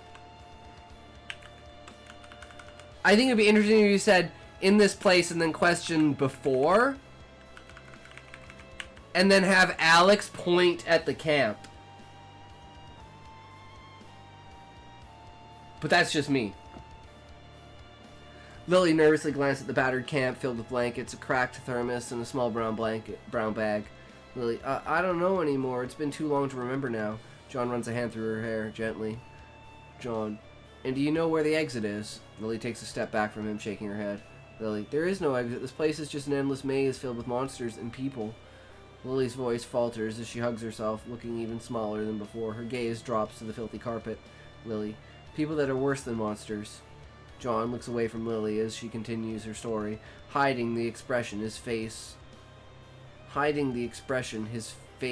from her. Expression on. Hiding the expression on his face from her. As his hands tremble at his side, Alex, seeing his current state, steps up to take his place. Alex, well, whatever this place is, you survived a long time on your own, didn't you, Lily? I doubt I'd be able to do the same in your shoes. Lily, this place, they call it the back rooms, or at least the people I was with before did. Lily sniffles softly, rubbing a tear out of the corner of her eye. Lily, and the only reason I'm alive is because I would just run and hide. John, well, we're not sure where we should hide, so we could use someone like you to teach us where the good spots are. Lily stares vacantly at John's outstretched hand. Lily, you don't want me. I won't be able to keep up. John, then we'll just have to slow down for you. Lily looks down at John's hand, then at Alex, then once again at her knife. She stares at it, but makes no attempt to move for it. Lily, just don't leave me. Lily takes his hand, her small hands trembling in his. John gently squeezes her hand before guiding her back to her feet. She stands up to his side, shuffling next to him, but keeping a wary eye on Alex still as he approaches. Alex, I'll work on picking all your stuff up. You don't need to worry about me. Alex crouches and begins gathering Lily's meager belongings. There's a strong smell of ash and a faint sweetness lingering in the camp. He starts first with her blankets, rolling them into small squares. Next, he picks up her thermos. The last thing in the camp, any possible value, is the bag, which he moves to pick up next, but before his hand can reach it, he feels a small hand wrap around his wrist. Lily, that's mine. Alex freezes, glancing up at her. Lily shakes her head, her eyes wide with a silent plea. Alex, sorry, Lily, I should have asked beforehand. Lily released his wrist, but doesn't look away until he's stepped far away from her and her belongings. Alex moves back to John's side, watching next to him as she finishes packing up the remnants of her belongings. Once she finishes, she stares ahead, but makes no move to come any closer to them. John nods, respecting the distance Lily has set, and begins to walk ahead. Alex looks over her shoulder at her, waiting to see if she'll follow. Lily hesitates, clutching her bag to her chest, before taking a step forward with them. Continuing to maintain that distance, she first sat between them, close enough to follow, but far enough to run away the moment she needs to. Another character added to the party! Nice, Beezus.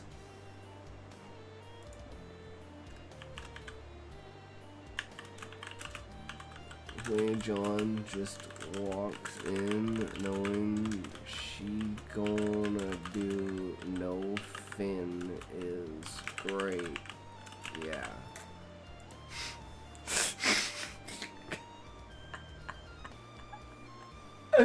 Alright guys, this is I'll go to Beezus' main page for this story, and I'll link this to you guys. This is Bees' story. Go check it out. Go read it. Go give him a review, a like. This one not go? Yeah, it did. I'm retarded because it didn't make a sound because I'm dumb because that doesn't make a sound.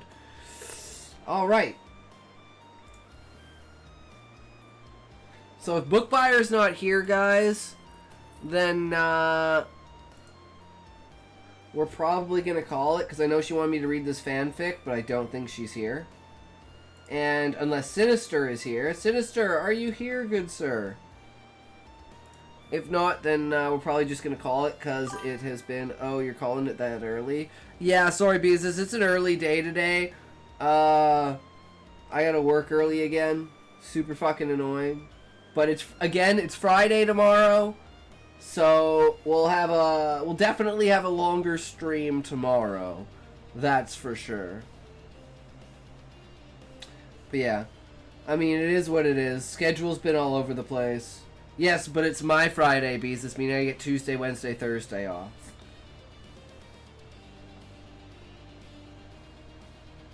Yeah. See, that's good use of subtext.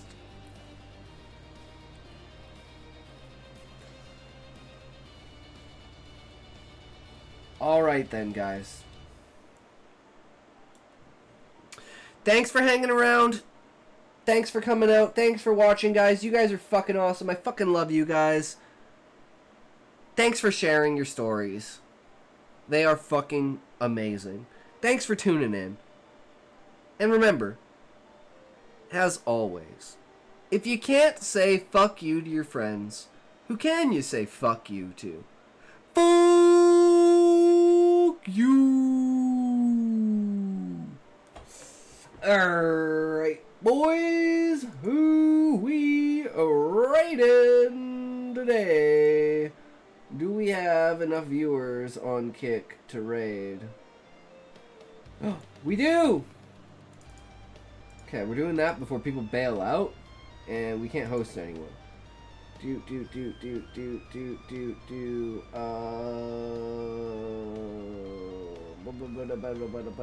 go to Lazy Panda. Hit up the panda! Alright, we'll head on over there and do that. And for Twitch, let's find out where we're going to send you guys.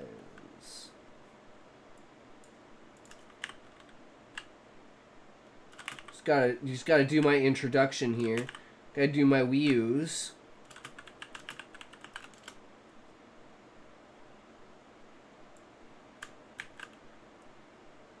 And then...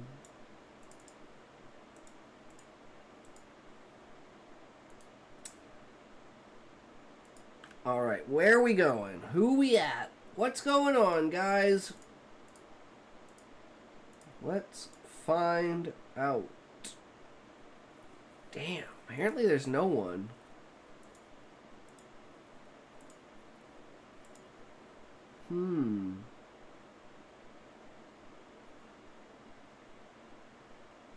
Alright, guys. Looks pretty vacant out there.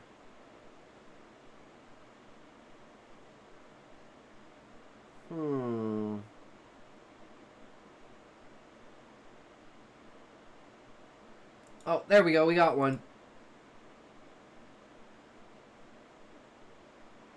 We got one, guys. You guys ready? Let's go. Get your wheels ready.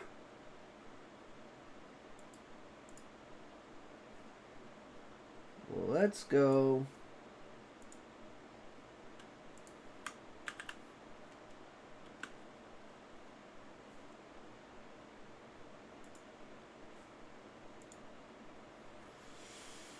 Alright, guys. Fuck you. Have a good night. Peace.